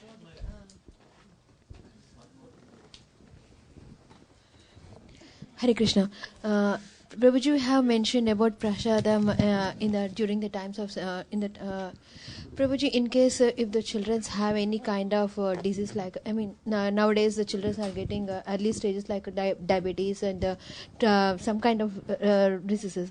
So that time we can't think about that. Every time the prasadam will come sometimes if the people are very hungry, and even though if it is that hotel has any kind of thing and meet it or anything, if the person is struggling for that kind of things or situation, what is a good way because what is the remedies to take the steps? So if the person having any kind of diabetes, or because if the person having any diabetes, initially he should take every intervals of the food, and because if he has a high increasing of insulin, and if he taking tablets, any other things, compulsory he should eat food. So that kind of situation, because we will offer every time food, every intervals, like 12 o'clock, we have a timings of the food offered to the Krishna every time. So if that person is having that kind of things, what is the remedy to take the step? If we go outside, to eat something, he's feeling hungry. So what is the steps to take? Yeah, I mean, I don't have personal experience of this, but what I've seen from other members of my family or so on is generally those with some kind of condition like that, like diabetes, are anyway very careful about their diet. No, they regulate their diet very carefully, and for such people, eating a lot of processed food of different kinds is actually very risky because they don't know what they're consuming, and it can cause the sugar to go up and so on. Yeah. So, I mean, I think there's no problem in them taking the precautions they need and offering that to Krishna and eating Krishna Prasad. So, I mean, I guess your question is in terms of the regular timings of the offerings? Because the timings can vary. In a home situation, you just offer things in advance, so you have for the full day. You can pack and everything. If you're in an emergency situation or a difficult situation where you need to have food and the only thing available is in a restaurant, then you have to eat. Means the point is we have to do what's practical, right? We have to do what's practical. Means if the body is demanding it and it's a difficult situation, then we have to do what's necessary. But in general, I found that actually people with those types of conditions tend to be more careful and regulated about what they eat than all of us on average, you know. And one more thing, Prabhuji, and if we go some kind of hotels, they will be having onion and garlic. Especially my child is asking about why we should not eat onion garlic, and what is because sometimes people were sometimes people will think onion garlic is giving something. I mean, because I'm so sorry because about onion garlic. I know here Vaishnavas all the nobody eats onion garlic, but typically some people eat onion garlic. But doctor will say that onion will give some kind of good things to in the body, and garlic will give the heart related things if we eat. In point, so many questions and harassments is coming like that. Why we should not eat it, and it should be clear picture about the kids and even the adults also. Because it's very it's common people telling that why it should compulsory to eat, but there is basic reason should give to them. So I need the basic reason that why we should not eat onion garlic, and why should it should be very strong reason. Even people, because why I'm telling, kids are going to the other places and they are lot of interaction with both devotee and non-devotee. Devotee knows everything, but even sometimes they can't explain to them that kind of reason. So it's the fundamental reason is that the basically our diet is one that is sattvic in nature, right? That increases the good qualities and the peacefulness of the mind and the body, and suppresses the lower urges, the lower chakras of the body, like lust and anger and passion and so on. And Krishna says very clearly in Bhagavad Gita that when we eat food that is too pungent or too sour or too sweet or too hot or too strong in flavor, then that is in the mode of passion. It causes the passionate nature of a human being to come up. So eating onions and garlic is not like, okay, it's not like eating meat. It means it's not like you're killing an animal or something like that. No blood is flowing. But because we're practicing to be yogis, basically, we're practicing to be yogis, then a yogi's lifestyle is whatever is helpful to control the mind, the senses, and the body. And certain types of foods, they incite the mode of passion.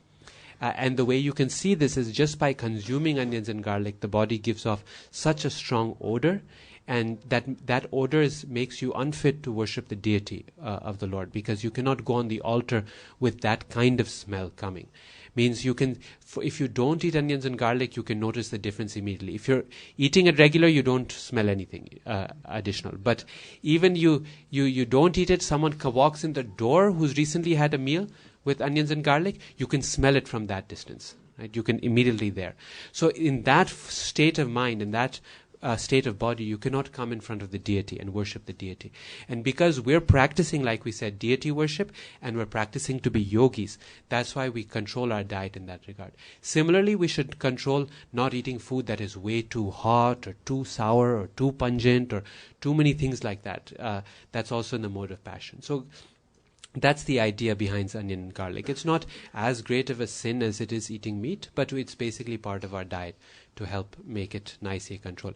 In terms of the health benefits, that's not a very strong argument. The reason is because many things in this world have health benefits. They say drinking a glass of red wine every day has health benefits.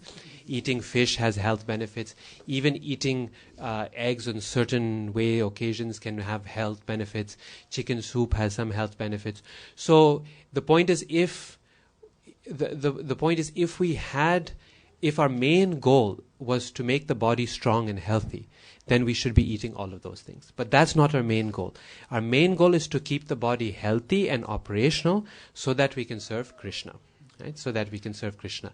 All these Rakshasas in the past, they used to be very, very strong and healthy, right? By eating what? Human flesh. Because it's so high in protein and so good for you, right? They become so powerful. But we won't eat it, right? Because that's not against our values. So what if it makes you strong? But we won't eat it. So in the same way, just becoming strong and healthy is not the point.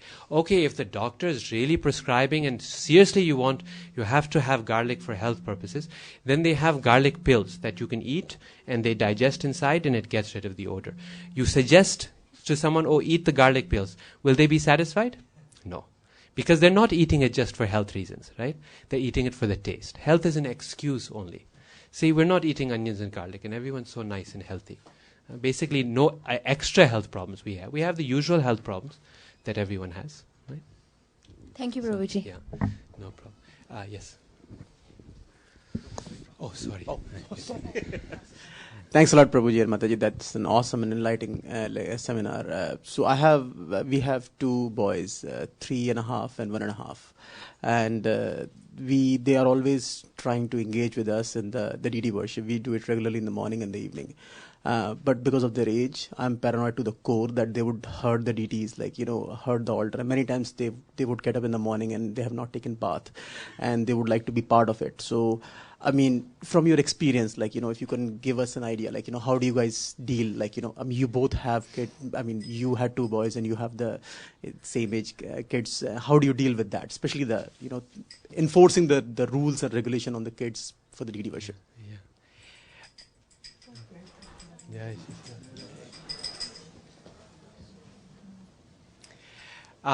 So I guess I can speak because I'm currently in the same stage of child rearing as you are. Both of my kids are 1 year younger than both of your kids, and we have exactly the same problem. As in the older one, he's 2.5, and he wants to be part of the deity worship. And our Gornitai deities we got just when we got married, they're such that they're completely painted, fully painted, and so you cannot bathe them really, and they get scratched very, very easily. Even by us, they get scratched easily if we're not careful. So we're also very nervous. So now he's come to a point that he wants to do seva himself. So we're getting him small deities of his own, brass deities, that he can bathe and that he can dress and he can take care of. And so there's basically two options. Either you make this your own standard for your deities at home, or if there's some problem, as in they're marble deities and they'll fall and break, or they're, like I said, painted, or neem deities and they can break. If there's some problem, then you can get a separate set of deities that they can worship. But the thing we have to always remember is that when Krishna is at home, he's very, very kind, and it's very different mood than in the temple. Means at home, Krishna wants to be a member of your family. He doesn't want to be something separate. Okay, he's in a closet and he's there, done puja and finished. He wants to be part of every aspect of our life. If we're eating, he wants the same meal. If whatever we're eating, if it's simple rice, he'll be satisfied with simple rice. As long as he's getting what everyone else is getting. It's just like children, right? Children, they don't mind what kind of food. As long as I'm getting what mommy and daddy are eating, I'm fine, right? So that's what the deities want. They want to be part of our life. If that means the kids are there, they want to be part of the kids' life also. And Krishna is actually pleased by that, right? He's actually pleased by that. So, okay, it's a little struggle. We want some standard. We get them to wash their hands nicely, properly. Okay, now you come and do your puja. But if you set up the bathing situation for them, they'll do it so nicely. He has this little deity, and he'll sit there for 20 minutes, bathing, and then he'll pour the water, the same water he's bathed, he'll pour it back again on them, then he'll empty the water, then pour again. And Krishna's getting long bath, But it's okay. It means it's his mood, it's his seva, and Krishna's there, very merciful like that. Of course, we don't want to do this with Radha Krishna deities. We should get Gaurnitai deities or Jagannath deities. They're very merciful, very kind. And Prabhupada even said for Gaurnitai deities, he said, you can distribute them on the street as good luck dolls. He said, to anyone you can give as good luck dolls. And if they say, how do you get good luck? He say, well, put them, and then if you want, you can bring some flowers and put it at their feet. This will increase your good luck. And if you want even more good luck, then you can burn some incense in front of them every once in a while. He said, in this way, Gaurnitai will be so pleased, they'll give you mercy. So just a small kind of a follow-up on that. Many times, if I try to bathe them around 7 o'clock in the morning, so they are good to go and all. But many times, they're not ready to even take bath at 7 o'clock. But they want to do deity worship. So as a shortcut, is I just throw a bunch of drops of Ganga Jal. And say, okay, now you're good to go, because you want to do something. And I don't know if that's the right way to kind of move forward. Yeah, no, I would consider that very reasonable. It's up to you to set your standard, you see. At home, it's up to you to set your standard. And to me, that sounds like a very nice compromise to allow your children to participate when other things are not practical. Then you purify them in some way. I do something similar with my 2.5-year-old. And we chant some mantra he really likes, Roma Pavitra Pavitrova, and he stands there and he sprinkles. He feels very good, And then we do it, you didn't wash your hands. He comes, washes his hands, then he can help. Thanks, Lord. Thank you.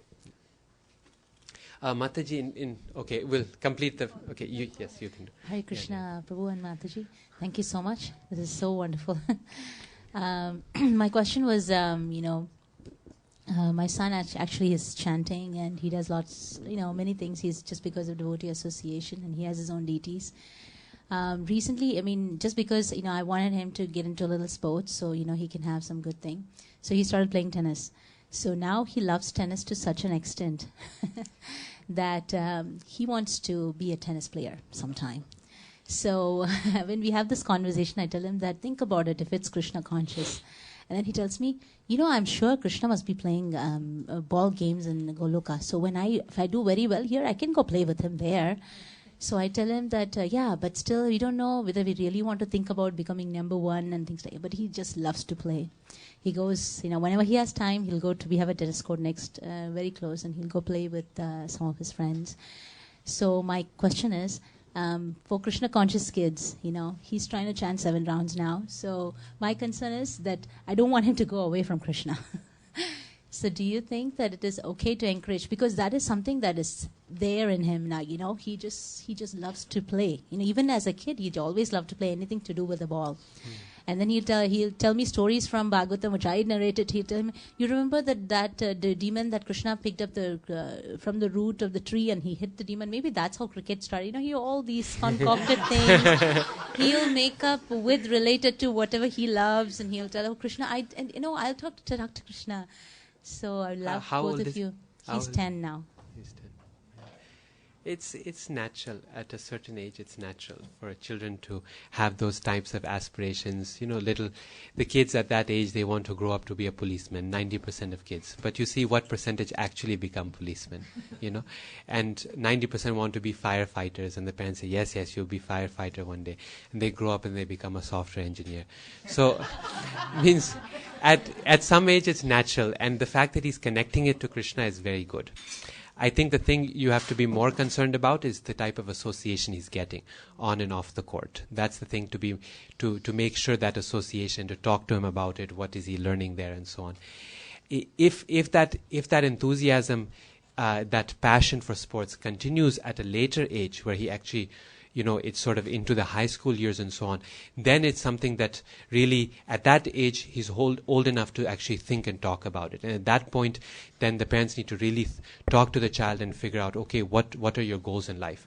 Because then pursuing sports can take a huge physical and academic toll on the child as well. So that's the point at which it needs to be questioned. But most children grow out of that before they hit that age, before they hit that age. There's one girl in our Bhakti Riksha program in Virginia. She was really into swimming quite a lot, and became very, very good at it, up to like state champion and so on, really good. And the parents were encouraging, and she really wanted to go on and be professional and so on. But at some point, it was her own decision also, and the parents also. She decided, I'm not going to pursue it further, because it was coming to a point where it was really a choice. Either I can excel at my studies, or I can excel at sports. But it wasn't working both ways. And then at that point, she decided she wasn't going to do this as a career for sure. She didn't really want to, there's a very tiny percentage, very, very tiny percentage of people who can actually maintain themselves and succeed at that level in sports to make it. And the rest just fizzle out after some time. Right? But at this age, my feeling is that it's something that's natural, and he's connecting to Krishna, and if it continues after a certain age, then you can discuss. Thank you, Prabhu. Yeah, when you mentioned about they wanted to become police officers. So I'm just remembering that, there was a time when he wanted to be the firefighter, when he wanted to be, when he also wanted to be the president when the elections were going on, when he was 8-year-old. Oh, then he would tell him that, so he does tell, can you imagine if I become a president or a tennis player and I become very famous and I'm initiated devotee, everybody in the world will get to know about Krishna consciousness. Yeah. So he's thinking in the right way. He's thinking, and there's so many, in Krishna Lila, you can find policeman roles, you can find firefighter roles, Krishna was president of Dwarka. So it's all of that is there, in Shastra. So any desire a child has, you connect it to Krishna, they can feel good about it. Prabhupada was not against children. Prabhupada was not against children doing different types of jobs or occupations. See, he said whatever varna or ashram they may go to, the main criteria was that they should be Krishna conscious, and they should have good character. And that's what the Gurukula training is all about, is developing good character. So, but he actually wanted these children to be trained well and to become future leaders of society. He said, how can anybody who doesn't know the purpose of life help others? They can't even help themselves. So how they can? And he gave the example of many these great souls in our sampradaya who were great leaders, but also they were so God conscious. So he wanted them to excel. So this is nice that your child is thinking like that. There's actually nothing wrong with that. Yeah. And it is a fact that ball games are mentioned in Krishna book as Krishna is playing ball games. Prabhupada says ball games are natural for children to play. What he didn't appreciate was very violent and physically intense games that were super competitive, So like games that like American football and rugby, Prabhupada was not very happy with them because he said it was too demanding, physically demanding and emotionally demanding on a child. So much energy being spent in that type of competitiveness and that type of physical activity. Yeah, I remember one time I was worried about their physical, how much physical exercise they were getting. And I enrolled them in the city soccer group. And they did it for 2-3 months. But then, like Radhika was saying about association, that's one thing you have to worry about. The association that they were getting, after the game and before the game was really bad. And, in the locker rooms and things like that, dirty language, association with the opposite sex and things like that. And that's when we decided to drop out. So this is something you have to just watch out, not the game itself. Usually when we have this, there is any question of You echo it. Yeah, I usually try to be the volunteer to do anything in any activity that he does, and bake stuff. And I do have some other Matajis, and if it's in the classroom, and try to be the person around, just make sure that everything that is served is Krishna Prasadam for other kids too. So it just gets easy. That's good. Yeah, thank you. In the back. We'll do a few. Prabhuji, I have two questions. One is regarding giving children processed foods like biscuits and breads and juices. What are your views on that? And second question is regarding the sports, like the games you said, like outdoor games, Krishna conscious outdoor games. Can you give some practical examples of what you played or something like that, which is easy for parents to play with the kids? Okay, I'll just answer the second one first. In terms of Prabhupada approved many types of games for our children, and they were games like swimming and wrestling.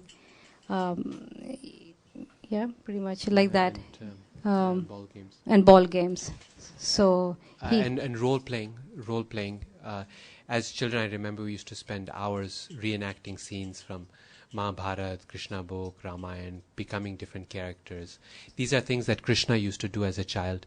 Chaitanya Mahaprabhu did as a child also. Prabhupada did as a child. So these are all very natural. In other words, Prabhupada encouraged natural games that children do automatically. All they need is some few sticks and stones, and they're playing these games. The games he didn't appreciate a lot were either the very violent or else the very electronically stimulating games. He didn't appreciate those at all. His children have been growing up just fine with playing the exact same things that are around the house that the parents have. And in fact, you see this for a fact. You buy a new toy for the child, they play excitedly for like 2 days, and then they never see it again, right? And they're back in the kitchen banging on pots and pans. I'm saying for small ones. And they grow up, then they start, bows and arrows, and for boys, and doing things and like that. So. Oh, the other question you had, what was processed foods like biscuits. And yeah. Yeah, processed foods, I mean, just not from a Krishna conscious perspective, but from just a health perspective, that processed foods, the more processed foods the children eat, the greater chance they have for weight gain, obesity, later on in life, high cholesterol, heart disease, all these problems, high sodium. So processed foods in general for anyone, devotee or non-devotee, is something that there's, a great awareness in the general public and medical community and so on, that is something to be minimized as much as possible.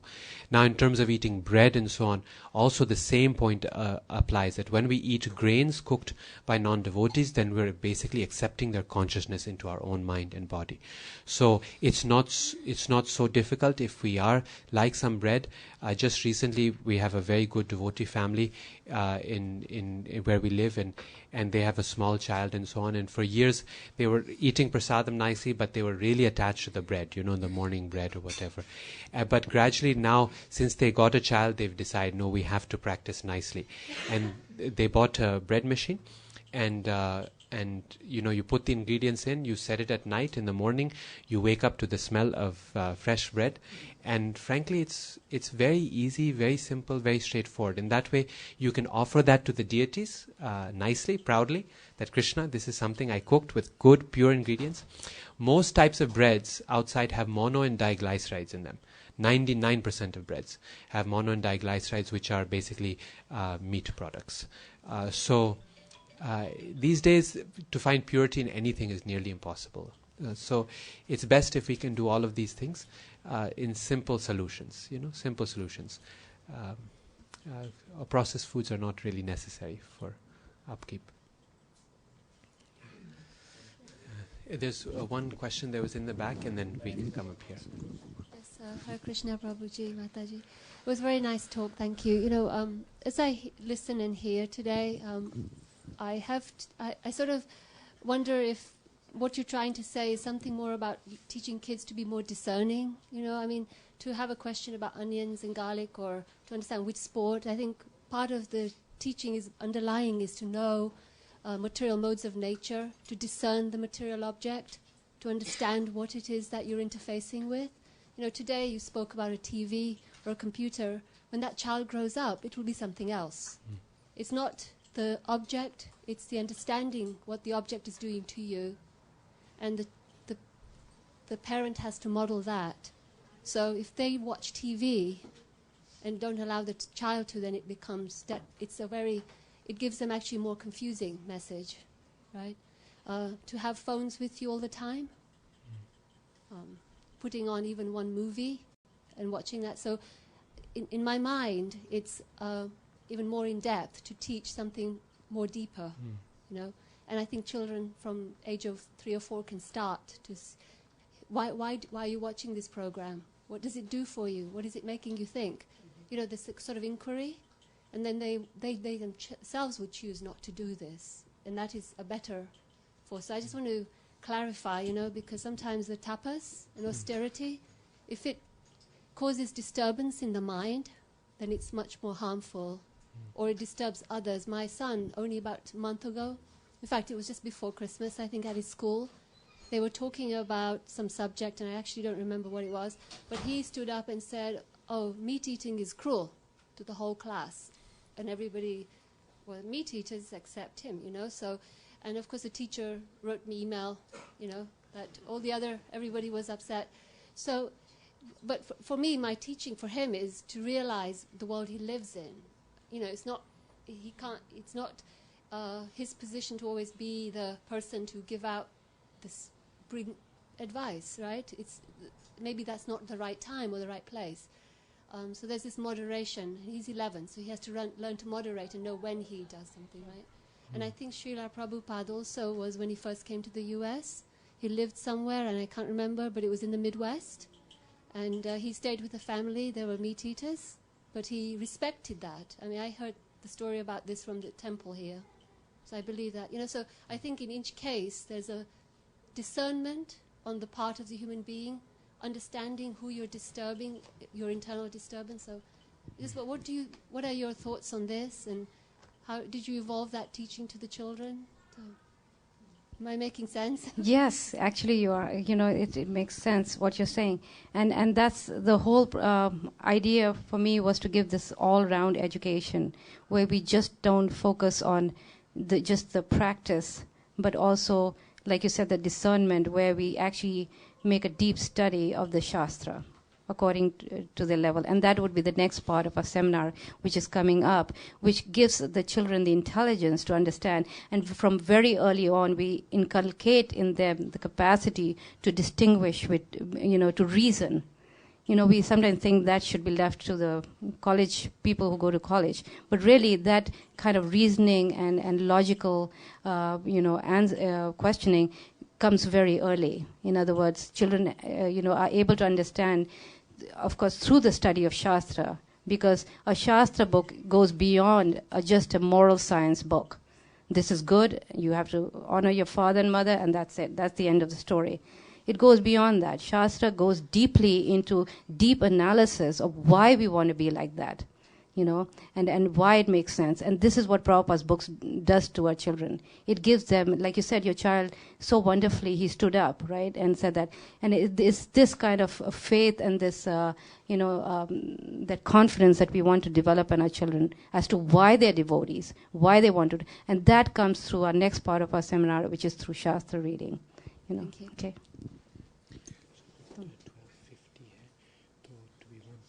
What time is it over? I forget. 1:15. Oh, okay. So there's 25 minutes. So, Jana, should we continue with the questions? Yeah, do you want to do we have about 25, 30 minutes. Some coffee, yeah. Let's continue. I really think so, yeah. Okay.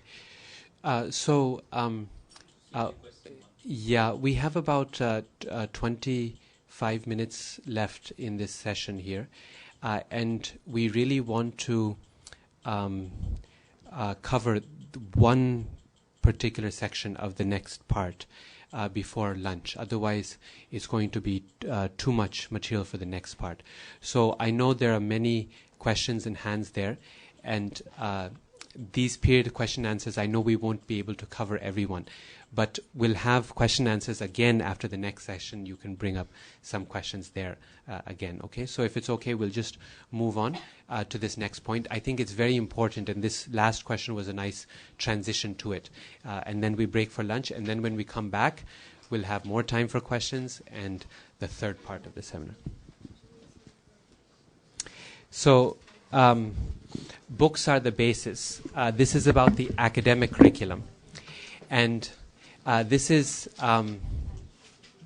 this first part that we're going to talk about before lunch is, I would say, the most important contribution that we hope to give in this seminar. And so I know it's before lunch and kids and families start to get restless and the stomach is growling and so on, but please try to especially focus for this part, because this is really what we hope you'll carry away from this.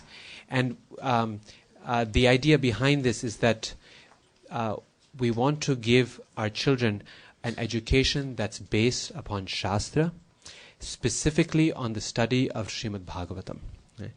And I will just begin this by reading a few quotes by Srila Prabhupada on Srimad Bhagavatam, which hopefully will get us inspired about this. He says, our students specifically, they should take care of reading Srimad Bhagavatam. We have therefore prescribed in our school, Dallas, and from the very beginning, if they begin education with Bhagavad Gita and then come to Srimad Bhagavatam and read the whole literature, then they will be more than MA, PhD. Even astronomy, astrology, politics, sociology, atomic theory, everything is there. Therefore, if we study Srimad Bhagavatam very carefully, then you get all knowledge completely. Throughout the whole world, whatever knowledge is there is in the Srimad Bhagavatam. If one simply reads this Srimad Bhagavatam, his education is the topmost. If one studies Srimad Bhagavatam, he is well versed in every subject matter. So Prabhupada stressed the reading, the study of two subjects for the children in the Gurukula, and that was English and Sanskrit, because he said that because he emphasized the study of his books in the Gurukuls. He said that would be, like I said earlier, that Prabhupada was so always emphasizing the study of Shastra for our children, because he felt they would get everything, like he's saying in this quote, every knowledge of every subject in the world. So, and this is what we found. I mean, of course, this the result came much later. And initially, when I was doing the Shastra with them, I did not know that this result would be there. You know, like I said, my faith developed as time went on. But what the study of Srimad Bhagavatam did was it prepared them both academically and spiritually. Okay, spiritually we all know that Srimad Bhagavatam, Prabhupada said, is that it's like pure devotional service. He said actually that's the only thing you can do, and you could go qualify to go back to Godhead. But the only reason I'm giving you other things is because you cannot read all day. So that's and also he also said Srimad Bhagavatam gives you every psychological situation in the world. In other words, in order to tackle with this material world and the problems that we face, the way to tackle is to learn the lessons from Srimad Bhagavatam. And for our children especially is very, very valuable, because children cannot take like pure philosophy. It's hard for them to sit down for hours and understand the philosophy. But if we present it in the form of stories, like in Srimad Bhagavatam, the Srimad Bhagavatam is full of stories, then they can actually enjoy it and get the same lessons. And as they read the stories of these great acharyas, especially child heroes like Dhruva and Prahlad, this character of these heroes rubs on them.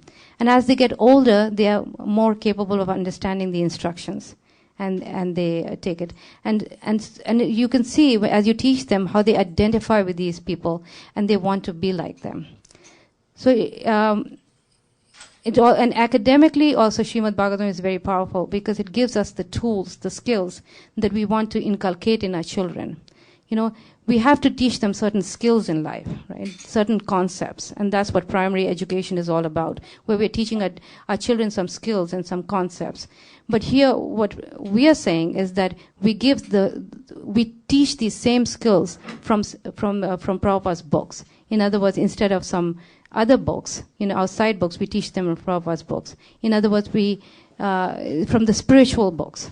And this way, the skills that they learn, it becomes, more valuable, because they also benefit spiritually. So today, in today's world, the teachers and the parents, they're trying to inculcate in our children, good reasoning, good analytical abilities, and this is clearly found in Prabhupada's books. We can see how you take any portion of Srimad Bhagavatam, and you can see how deep it goes. Modern history just talks about different rulers and what they did in terms of worldly power and things like that. But the Vedic history is talking about great souls, great leaders who are such great examples, and to study them requires a lot of thinking, right? You take the story of Parikshit Maharaj, it's not just a story of what happened, but also there are questions being raised, and deep questions being raised, which requires deep answers. Why did he throw the snake around the rishi's neck? Why did he not reverse the curse that was given to him, even though he had the power to do so? So by reading these stories, the children are getting good reasoning, logical abilities. And as we sit down and we discuss with them, they also improve in other ways, like good communication skills, debate, because I would be playing the devil's advocate with them, questioning them, relating it to private life, practical life, and also to things happening around the world. These very same skills that we are trying so hard to teach them is so easily done through Srimad Bhagavatam. And with the result that in just a few years of just daily reading Srimad Bhagavatam with them, they were able to actually develop very good language skills, comprehension skills. And when they went to college, they had not studied any of those subjects like geography, history, psychology, anthropology, all those subjects. But they were able to do it without any problem. In other words, the level of Srimad Bhagavatam is higher than any basic level college course. Sometimes, as devotees, we become so used to the philosophy of Krishna consciousness that we take it for granted. It's become something normal. Okay, Krishna has three energies, right? The material energy, the spiritual energy, the marginal energy. There's three different aspects to the Supreme Lord. There's the impersonal, there's the localized Paramatma, there's Bhagavan. All these things just become, but they're actually very, very difficult and abstract philosophical ideas. And to understand them requires a level of thinking that now the educational system and the workforce is basically looking for in people as problem solvers and as critical thinkers. I remember once I was at a conference and sitting next to someone, and they knew I was a devotee or not like them, and so he said, so what do you guys believe in actually, the Hare Krishnas?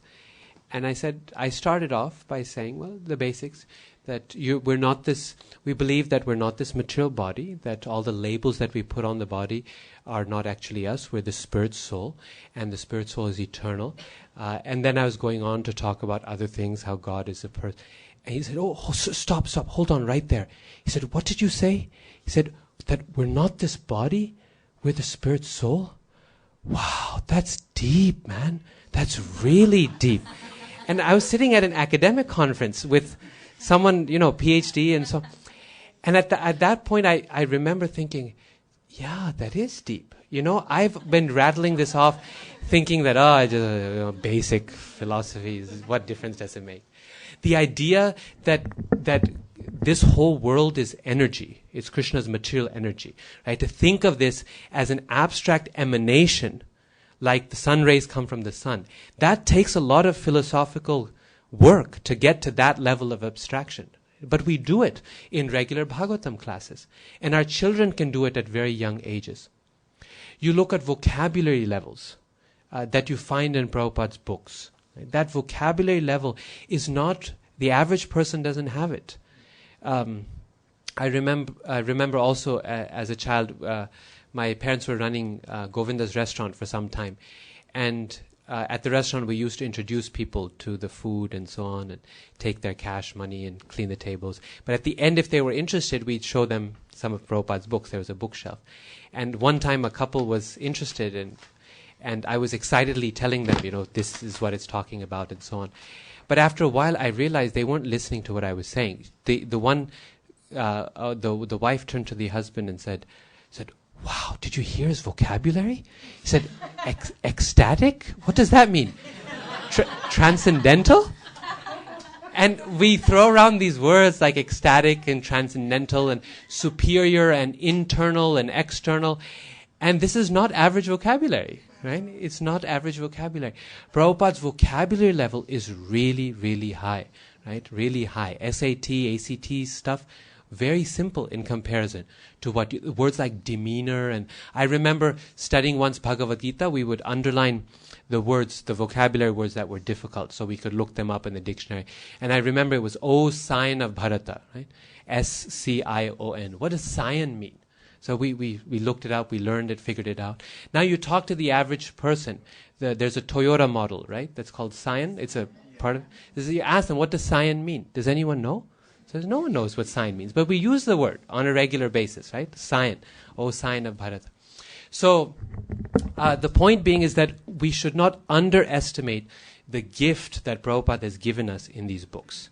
When he says that by studying Srimad Bhagavatam, one will become more than MA, PhD, it's something that he means very seriously, right? It's very much true. I'll just give you one more experience or example. I remember the first time when I went to college, our story was a little bit unusual in that we entered the university at quite an early age. And when I first started at the university, I was just 12 years old. And I went into the class. I still remember the first day of the first class I took. It was such a, nervous. I was so nervous, and I didn't know what to expect and so on. The class, as it had worked out, I had originally, there was someone at the restaurant, Govinda's, who used to come, and he knew we were homeschooling, and he said, he told my parents, Ravi's level of English is pretty good. Why don't you register him for a course at the local university? You can get admission for one course, and this way it'll supplement your homeschool education. And so my parents thought, oh, that's a good idea. Let's try. And we went there and showed them some records of what I had written, some articles for BTG and test scores that we were taking regularly and so on. And the admissions officer says, okay, you can go in for one English writing course, English 101. So I was happy I went there to register. But as it turned out, because I was not a degree-seeking student, all the courses were full by the time I went to register, all the 101 courses. So the person who had suggested this, he was actually the chair of the English department. He said, no, I know, Ravi, I know you. Instead of 101, why don't you take the second semester English course, 102? So I thought, okay, this is college level, but I'll give it a try. Went to register, and it was also full. And so I thought, okay, not worry. He said, no, don't worry about it. He came back and said, why don't you sign up for the first semester English honors writing course, 111? No, just do it. You'll be fine. I went to register, and it wasn't being offered that semester. So then what? He said, sign up for the second semester English honors writing course. That's being offered, 112. And indeed, I got into that. The first day I went to class, I will never forget. I was so nervous. And all these students there who were twice my age. And the teacher handed out the syllabus. And because this is an honors writing course, it was all classical literature. Homer's Iliad and Odyssey in translation, Shakespeare's Hamlet, Bless Me Ultima by Rudolfo Anaya, different Mexican Chicano writers, all classical English literature. I was so nervous. I thought, how am I going to do this? I've never even read any Shakespeare. We had spent all our time reading Bhagavatam. And so we started, so the assignment started. Every week we had to read a book and write a paper on it. And the teacher was surprisingly very impressed by the not just the writing, but the content of the ideas. So much of what I had studied in Bhagavatam and our Shastras was applying directly. It gave me the tools I needed to think about that material that was given at a college level, even though I'd never read it before. Shakespeare's Hamlet, for example. Hamlet's story is just like the story of Arjun, in Bhagavad Gita. He's also faced with a family crisis. The crisis also demands that he take violent action against his relatives. He cannot get himself to do it. It ends in a catastrophe at the end, a tragedy. The only difference was that Arjun had Krishna's advice and Hamlet didn't, right? But otherwise, very similar story.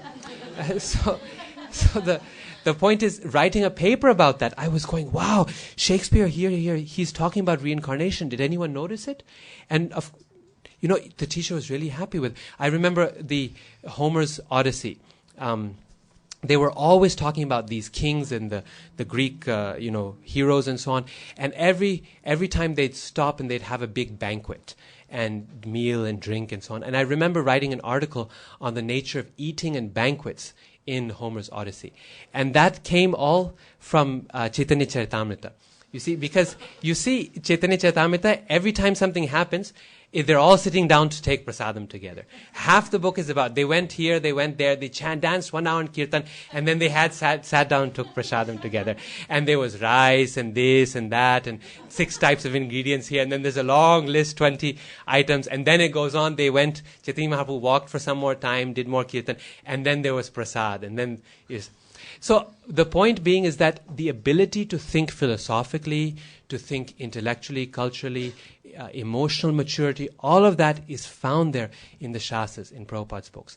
And what today's educators and what today's employers are looking for are those kinds of skills. Like Mataji was saying earlier, it's not the facts and figures they're looking for, right? That you've memorized so much information, you know what's right, what's wrong. Because that all will change, right? By the time the kids grow up, if they learn this many facts, well, getting facts is not today's issue, right? Acquiring information is not the problem of our age. The problem of our age is exactly the opposite.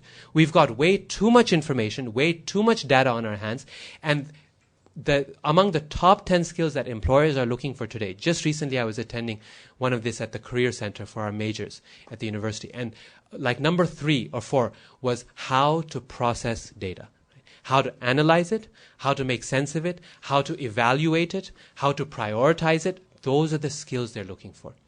And that's exactly what Bhagavatam is teaching. You see all of these books, they're all conversations, all dialogues. When do you hear Arjun saying, "Oh Krishna, whatever you said, wow, that was a scary universal form, I guess I'm going to do what you said"? Does he ever say that? Krishna cannot scare him into doing anything. Arjun is very intelligent. He always asks Krishna. He says, Krishna, what you were saying here, that's a contradiction. I don't understand. Beginning of chapter 3, he says. Then chapter 5, he repeats the same thing over. He says, Krishna, I'm still confused. You're still contradicting yourself. Krishna tries again. The entire Bhagavatam is like that also. Right?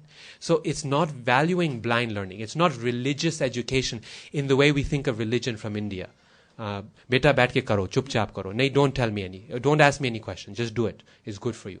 This is not what Bhagavatam is teaching at all. Right? So Prabhupada, he sharpened the intelligence of his disciples by using Bhagavatam. This is what he wanted our kids to do as well. And the benefit of that is by doing this. Why with Bhagavatam? Why not with the Hamlet? And why not with the Odyssey? Is because by studying Bhagavatam, it will transform their character. By associating with Bhagavatam, they'll become wonderful devotees of the Lord. Krishna will there, it says, Krishna svadhamo pagate dharma jnanadibisa. That when Krishna left this world, he came back to this world in the form of Srimad Bhagavatam. This is directly Krishna himself. So we're putting our children in direct association of Krishna.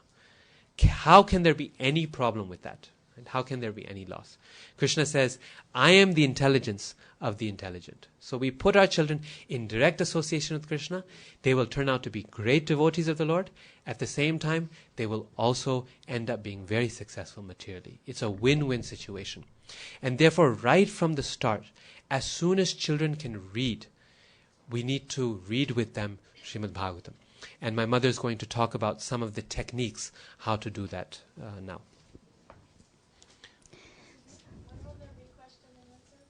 After we finish Bhagavatam, because this is the heart of our thing. So just as soon as we want to raise questions on Bhagavatam. Another 5 minutes. Yeah. So now we understand that children, they get restless and you can't sit with them on long hours of reading Bhagavatam. So what I would do is we would sit in a circle with my two boys and we would just read translations. In other words, we would take turns reading translations. And this way the mind was focused more. And we would stop in between for discussion. In other words, some places the discussion would be longer, in other places shorter. And then one point would lead to another point, and we found ourselves discussing many things, either something to do with the story, thinking deeper about the story, or with our practical life, or things around, like I said, in the world. And sometimes when there would be questions from them, and or realizations, and we would not be able to answer those questions, and that's when we would draw into the purpose. We would read the purpose. I would try to read a few purpose ahead of time, so I was a little bit well prepared. But many times I wouldn't get the time, but it's always helpful to do that, and we could take them deeper into this, and gradually they develop a taste for reading purpose also. So we all under discussion is a very powerful way of teaching, discussion, because it really opens up the mind, when you discuss something. And we know how the whole Bhagavatam was done by discussion, Shaunaka Rishi with all the sages. It was in the mode of discussion, and it's a very powerful method because like I said, you end up, with many skills. And some of these skills I want to, read to you some of these advantages of this discussion mode of teaching that even today in some universities around the world, like Cambridge and Oxford, they actually have this tutorial system of teaching where one teacher with a few students, and they are constantly talking. In today's school, we simply have a monologue where the teacher is talking and the students are listening. And this is really like a one-way thing which doesn't really bring out the best in the children. So I thought I'll just read to you some of these points where Prabhupada's books help with all aspects of the language arts, namely composition, comprehension, vocabulary, as well as critical and analytical thinking and reasoning. The parents can bring in their own realizations and instill finer points of the philosophy in a way understandable to the children. Then, for example, I would, when I was reading the Prahlad story, and there were so many times when I would discuss with them, there was a point where, it talks about how Prahlad was sitting on the lap of his father, Hiranyakashipu, and there were tears streaming down his face, and he was crying. And it made me wonder, here is a father who genuinely has so much affection for his son. He's crying. So what is this? I mean, he also loves his child. So is this real love? So I brought that topic, that subject up, and I asked the children, so here, Hiranyakashipu, the next moment he was ready to kill his son. So is this real love? So that made them think, okay, what is real love? So we discussed how, real love is totally unselfish, the way Krishna loves us. In other words, we are not, it's completely, just like a father, if we love our father, then we can love our brothers and sisters. So if we love Krishna, then we can love each other. In other words, a father can have pure love for his children, as long as he dovetails it to Krishna. Okay. So this kind of brings out some things where we can take a simple thing like that and start discussing, where Prahlad talks about the equality of all living entities, humans, animals. We can talk about how, all these, everybody, has a spirit soul. And then I raised the question, okay, so animals are also equal, so can we embrace a tiger? He's also a spirit soul. They said, no. So why we cannot embrace? Because, we are all spirit souls, but Prabhupada said we should avoid the people who are envious and too materialistic. We avoid their company, even though we have compassion for them. So things like that, we can bring up. And one time we had I have a little group of children who are all the way from 4 to 10 years old, and I teach them Srimad Bhagavatam, and we were discussing about the difference between a living and non-living entity. And so I asked them, and one child said, the difference is that one living entity moves and the other doesn't move. Okay, yeah, that's good. So I asked them, well, what is it that makes the living entity move?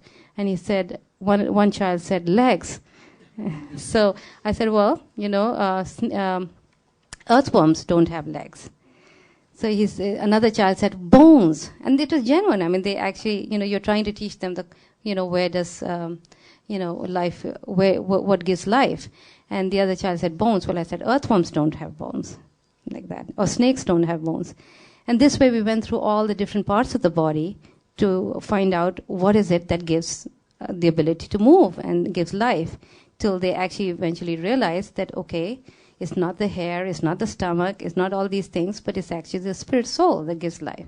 So things like that, we can make a child think. When we come to a certain part of the Bhagavatam, we can actually expand it and bring. And so the whole key is to play the devil's advocate, where you're always questioning the child in a way that the child is challenged.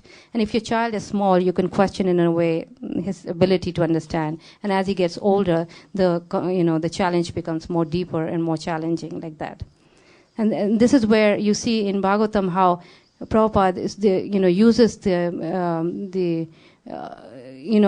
certain things called analogies and metaphors. He uses them for us to understand these abstract concepts that Radhika was talking about. How you can take, because we are so conditioned, we don't have the ability to understand spiritual concepts. He uses analogies to help us understand. This whole analogy of the difference between the body and soul being compared to the car and the driver.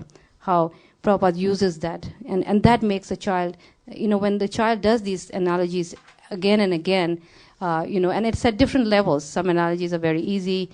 For example, how Prabhupada compares himself to a mailman delivering the letter unopened and things like that. Some of them, the concept of, the changing body, how we change our shirts, but we really don't change. All these things look so simple and we take them for granted, but it's helping the child think and reason and think deeper about these things.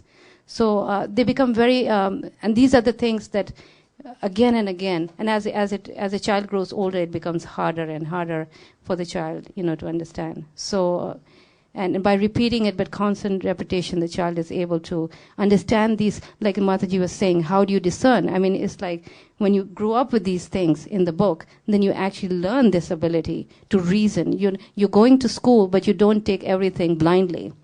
Peer pressure becomes less of a problem, because you understand through Prabhupada's books why we are like this, why we don't do things like that. You have good reason why you're a vegetarian. You're just not doing it because your parents are doing it. And they're able to withstand all these, things, this pressure that they get in schools. And this can start right from the beginning. When they start reading, they can start reading Srimad Bhagavatam. We have children in Boise, 6-7-year-old girls, and they come to Bhagavatam class. We have them read the translation and the purport. At that age, they're reading English of that level. But it's so nice because they may not understand everything, but just by the process of doing it, they're picking up some things. And then, of course, the adults have to simplify it for them so that they can understand. As they grow older, Bhagavatam feeds their intelligence. As children grow older, they need to know why. They, especially in their teenage years, then everything needs to be clear. They have to understand things. The intelligence becomes so active at that point. And if they have an attachment to Bhagavatam at that age, then they'll remain as devotees. Otherwise, it'll start looking like, oh, this is all, sentimentalism, my parents' religion, I'm embarrassed by it, I don't want to do. So Bhagavatam is really important for cultivating the intelligence in Krishna consciousness and helping the intelligence to surrender to Krishna. And the key of that process, like my mother said, is the discussion method. Sometimes, especially coming from an Indian background, we can have the tendency to lecture to our children, and then we have, now read this and I give you 10 questions afterwards and answer those questions. So that becomes what? Reading assignment and examination format. They've done many studies that kind of method produces this much result. Active learning, in which the child is actually involved in the process of learning, produces this much result. And the tutorial learning, where the child is actually an equal partner in driving the discussion. So it's not just you asking the questions, the children are also asking the questions. That produces a result where 98% of the children educated in that method are above average in their learning, right? So it's that method which not only is effective, but it also keeps things interesting at the same time for the child. Sometimes they ask questions that you don't know the answer to, and that's okay. Right? There's no problem with that. Means then, oh, we don't know. Look, this is something let's look at the purport to try to see if we can understand. Or maybe we'll get the answer a few verses down. Or let's think about it, and you can come up with that discussion later on, have it during dinner, discuss it with the other members of the family. Right? So it becomes something that you're fully involved in and engaged in, rather than here's a reading and make sure you answer the questions at the end. At this point, we're out of time for this first session. What we're going to do is, because we really want to make sure that you get this idea of Srimad Bhagavatam nicely, at the beginning of the next session, we'll begin with question and answers, specifically relating to the study of Bhagavatam. If you have any further questions, we'll give about 10-15 minutes for that, and then we'll continue on with the final portion. The rest of our seminar. We've got more to cover in the books are the basis section, other subjects like music and mathematics and stuff like that. So we'll do that, and then we have the social life part. And those two things we're going to cover after we get back, okay? But we'll start off with question and answers at the beginning of the next session. Thank you all very much for your continuous, undivided attention for this long period. Really appreciate it, and have wonderful prasad, and we'll come and see you soon after part 2. Hare Krishna, give a big hand.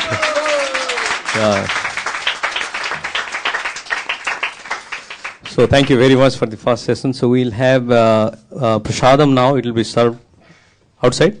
Will be served outside, but you can have here. But just make sure that time management is also good management. 1:25, so we should wrap it up by 2:05, so that we'll have time to clean it up and etc. So please, all the kids are fed already, so please get your prasadam. So let's sing the prasadam prayer before we move.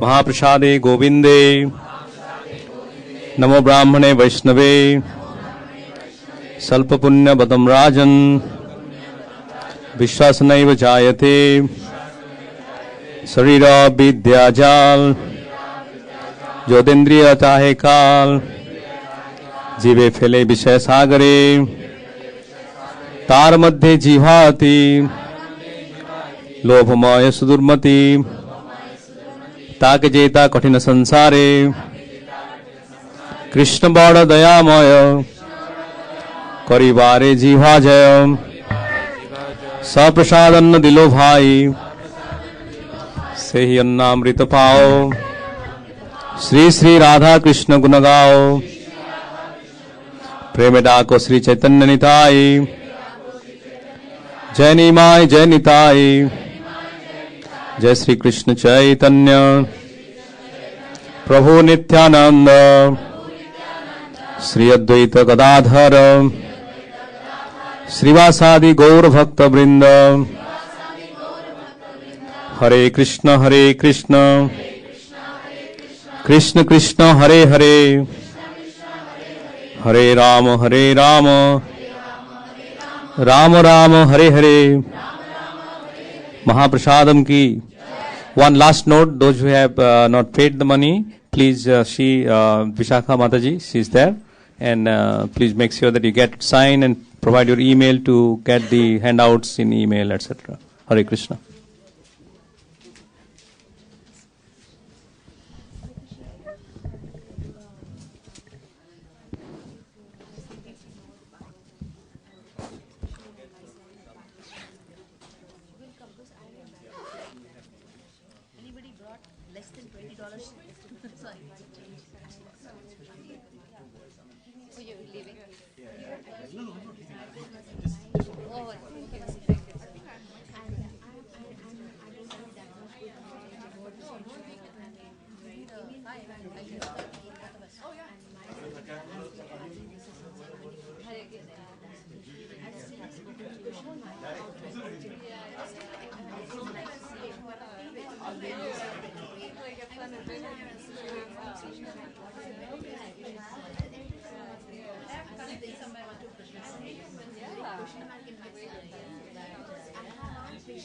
Can you attend some classes on Bhagavatam or some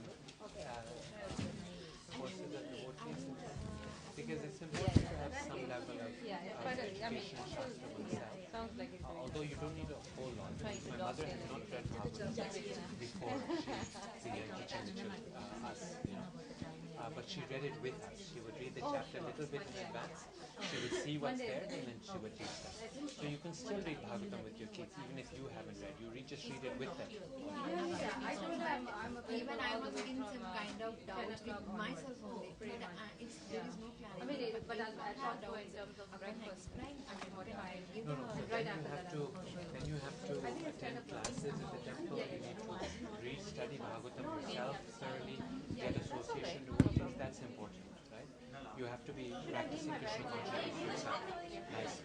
Then only you can give it to your children. Yeah, I'm right. I'm doing a lot of I mean, data studies like that. And I'm especially issues and I also answer the many doubts with them. But one thing, I have less patience with this. It's so easily I'm getting angry and frustrations like that sometimes. Because I don't have from the born onwards, I have little angry like that. Little fluctuation and so much actually one of the having I'm doing the chanting. So just try to continue with the process. Yeah. So those problems we all have. I mean, everyone has some kind of problems in their nature and their character. So we just have to go on with our process of Krishna consciousness nicely. And ultimately all of these things will go. It just takes some time. Just Prabhupada said you just go on with the process. Continue chanting, continue reading, continue associating with devotees. One thing I mentioned here, when we are coming to Prabhu, especially I'm not that much good in way of talking with other. I'm very lack in that. I'm not that much kind of smartness to talk with her. I'm very that's okay. All of those things. I think basically, if I speak in Telugu, I can explain to you that I don't know Hindi. What does that mean? I'm not that much way of even though I'm associating with devotees, my nature is very different.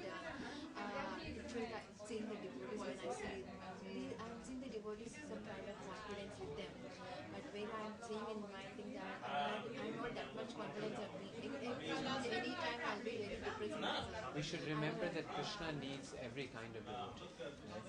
Right? Every kind of nature, every kind of personality. Krishna wants us to be devotees. He wants every kind. He doesn't want one category of devotees, one type of devotee. He needs everything. So whatever your nature is, that's fine. You be satisfied with it, happy with it, be proud of it, and just try to use it in Krishna's service.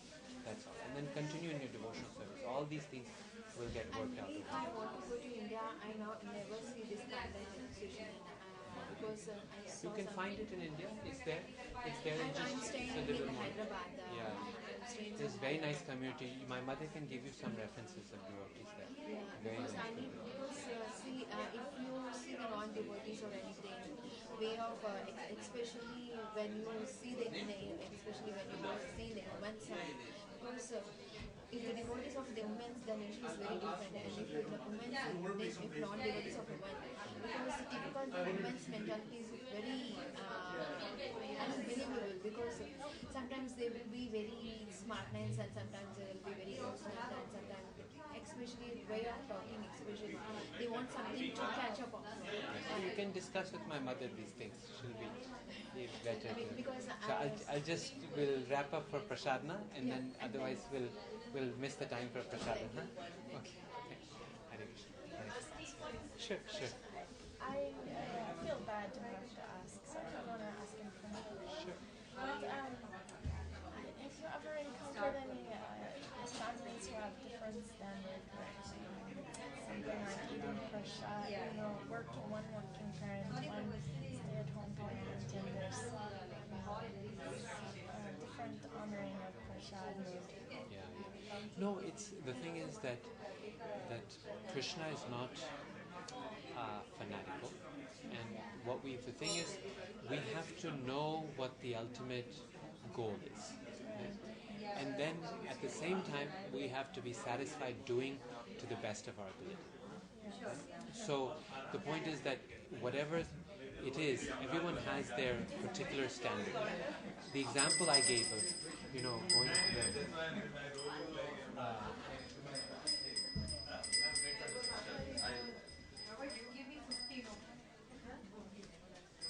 Vishaka, I was looking you and Vrindavan 20 years ago. means the example I gave of going to the restaurant eating. That's right. I love that. That was so nice.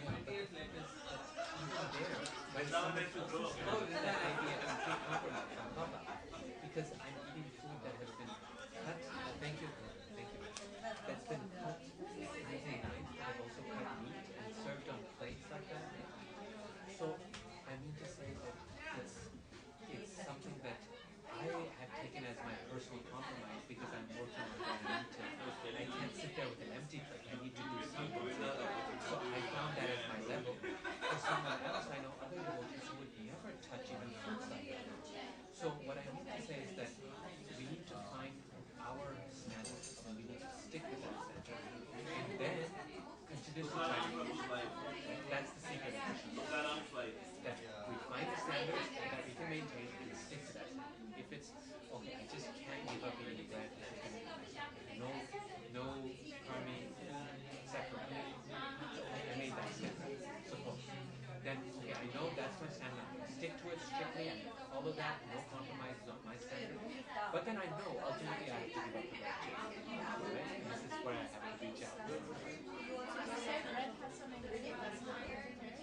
Yeah, most bread, 90%, 99% bread. As if you read mono and diglyceride, it's basically a product of cow, some kind of enzyme that comes from. I know about enzymes and cheese. Yeah, it's there in bread, it's there in just about every kind of process with mono and diglyceride. It's an emulsifier. It helps things stick together. You can find bread without it, but it's very expensive. It's like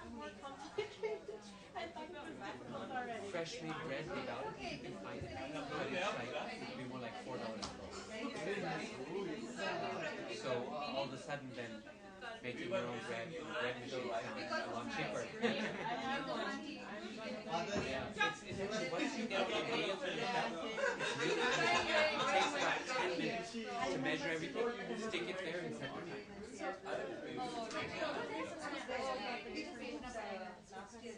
I came to the session in Seattle a long time.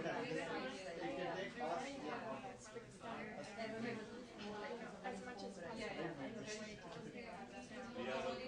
Your brother, you know. Thank you, Prabhu. No,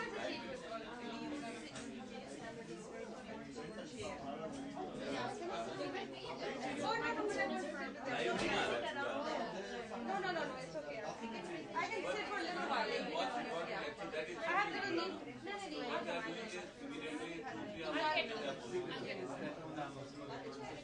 It's actually good because children stay up with us their even other devices, they'll make friends with other devices. How can they do that? We don't. They watch TV, we don't. So that's the thing. In other words, that we need to just Yeah. No, but I'll answer you. I mean, you can start right from the beginning or you can start later on. Like in between, like mixed stories, like, Ruth or Prahlad, depending on whether... I started right from the beginning. Yeah. But then you can go faster in the areas where there's too much philosophy. It's not like... you don't need so much discussion. But you can also discuss because you can present it in a way that they can understand. Anything you can take. Anything from the Bhagavatam you can take it because it's your child. You'll be able to present it in a way the child can. We have some. So, yeah. Yeah. But it doesn't even have to be a difference of opinion. Then an agreement that for our children, this is the type of thing.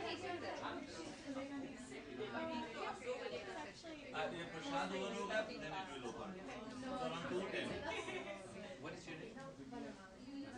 Kids can have good cake. I'm just going to use the restroom real quick because... No, thank you for attending. Yeah, it's almost finished. The second one. The first book, we have 25 more copies, so if you got at home. Yeah, the big Yeah, we are compiling it together. It's Canto 1 curriculum. We're going to try to do all the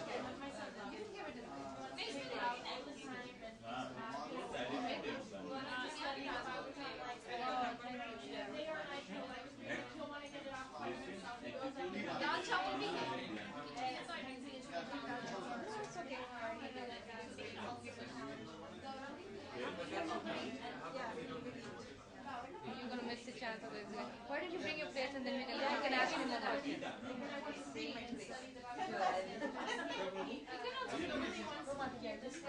was the class? So all of you are going to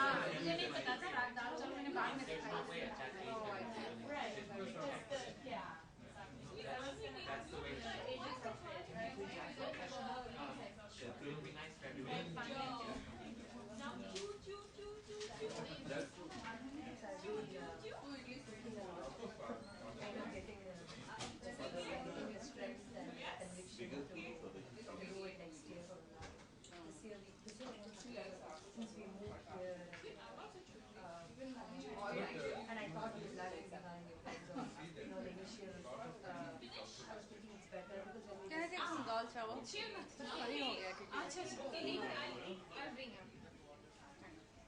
Because you told me about this book, right? Oh, really? Yeah, it's an amazing book. And because when we learned in India, I don't think we learned phonics as such, we were small. So it was nice to, and now that, this year we wanted to put him in school because I thought the initial stuff I wanted him to learn from school. Because I didn't know the certain things how to teach him in terms of phonics and how to words come together. Mostly he learned all these things. And now he's showing so much interest in school, mainly because of the fact that he doesn't like to get up early in the morning and go to school. It's like such a boring thing for him to be saying every day. When he says happiness and stuff, because he doesn't have to get up and brush it. He has gotten so much love and affection towards him. I was thinking, perhaps in school is a very... So he wants to be happy. Yeah, he wants to be in school. And I asked him why, because I know kids generally they don't want to go to school. So he said, because he just got into now I think he's going to for Jagannath. And every day not that I started and then I taught him how to do it out of his own, I think it's natural affinity towards devotion and all that. He started every day.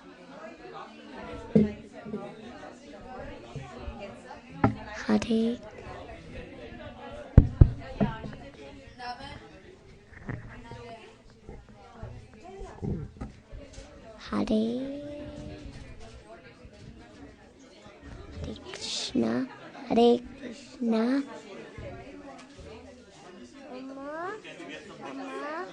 Amma, I want to say something in the mic. Hare Krishna. We're going to have a puppet show in the middle unit.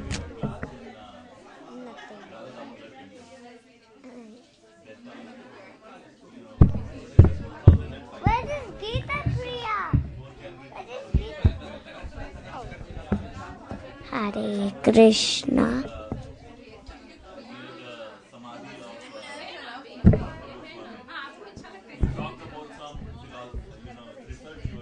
Hare Krishna. Books are the busies. Books are the busy. Hare Krishna. Amma, how do we turn this off?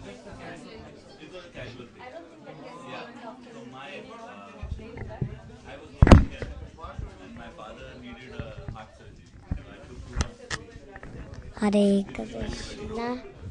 Hare Krishna, Hare Krishna, Hare Krishna, Krishna Krishna.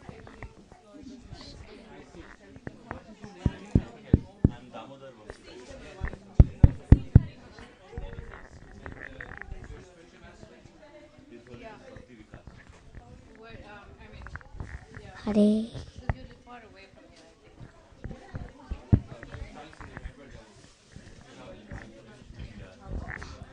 Hare Hare Krishna, Hare Krishna, Krishna Hare Hare, Hare Rama, Rama Hare Hare. I'm shy.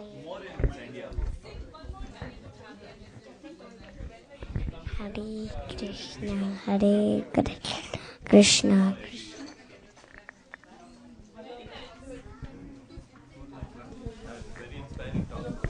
Hare Krishna, Hare Krishna, Krishna Krishna, Hare Hare, Hare Rama, Rama Rama, Hare Hare, Hare Krishna, Krishna Krishna, Hare Hare, Hare Rama, Rama Rama, Hare Hare.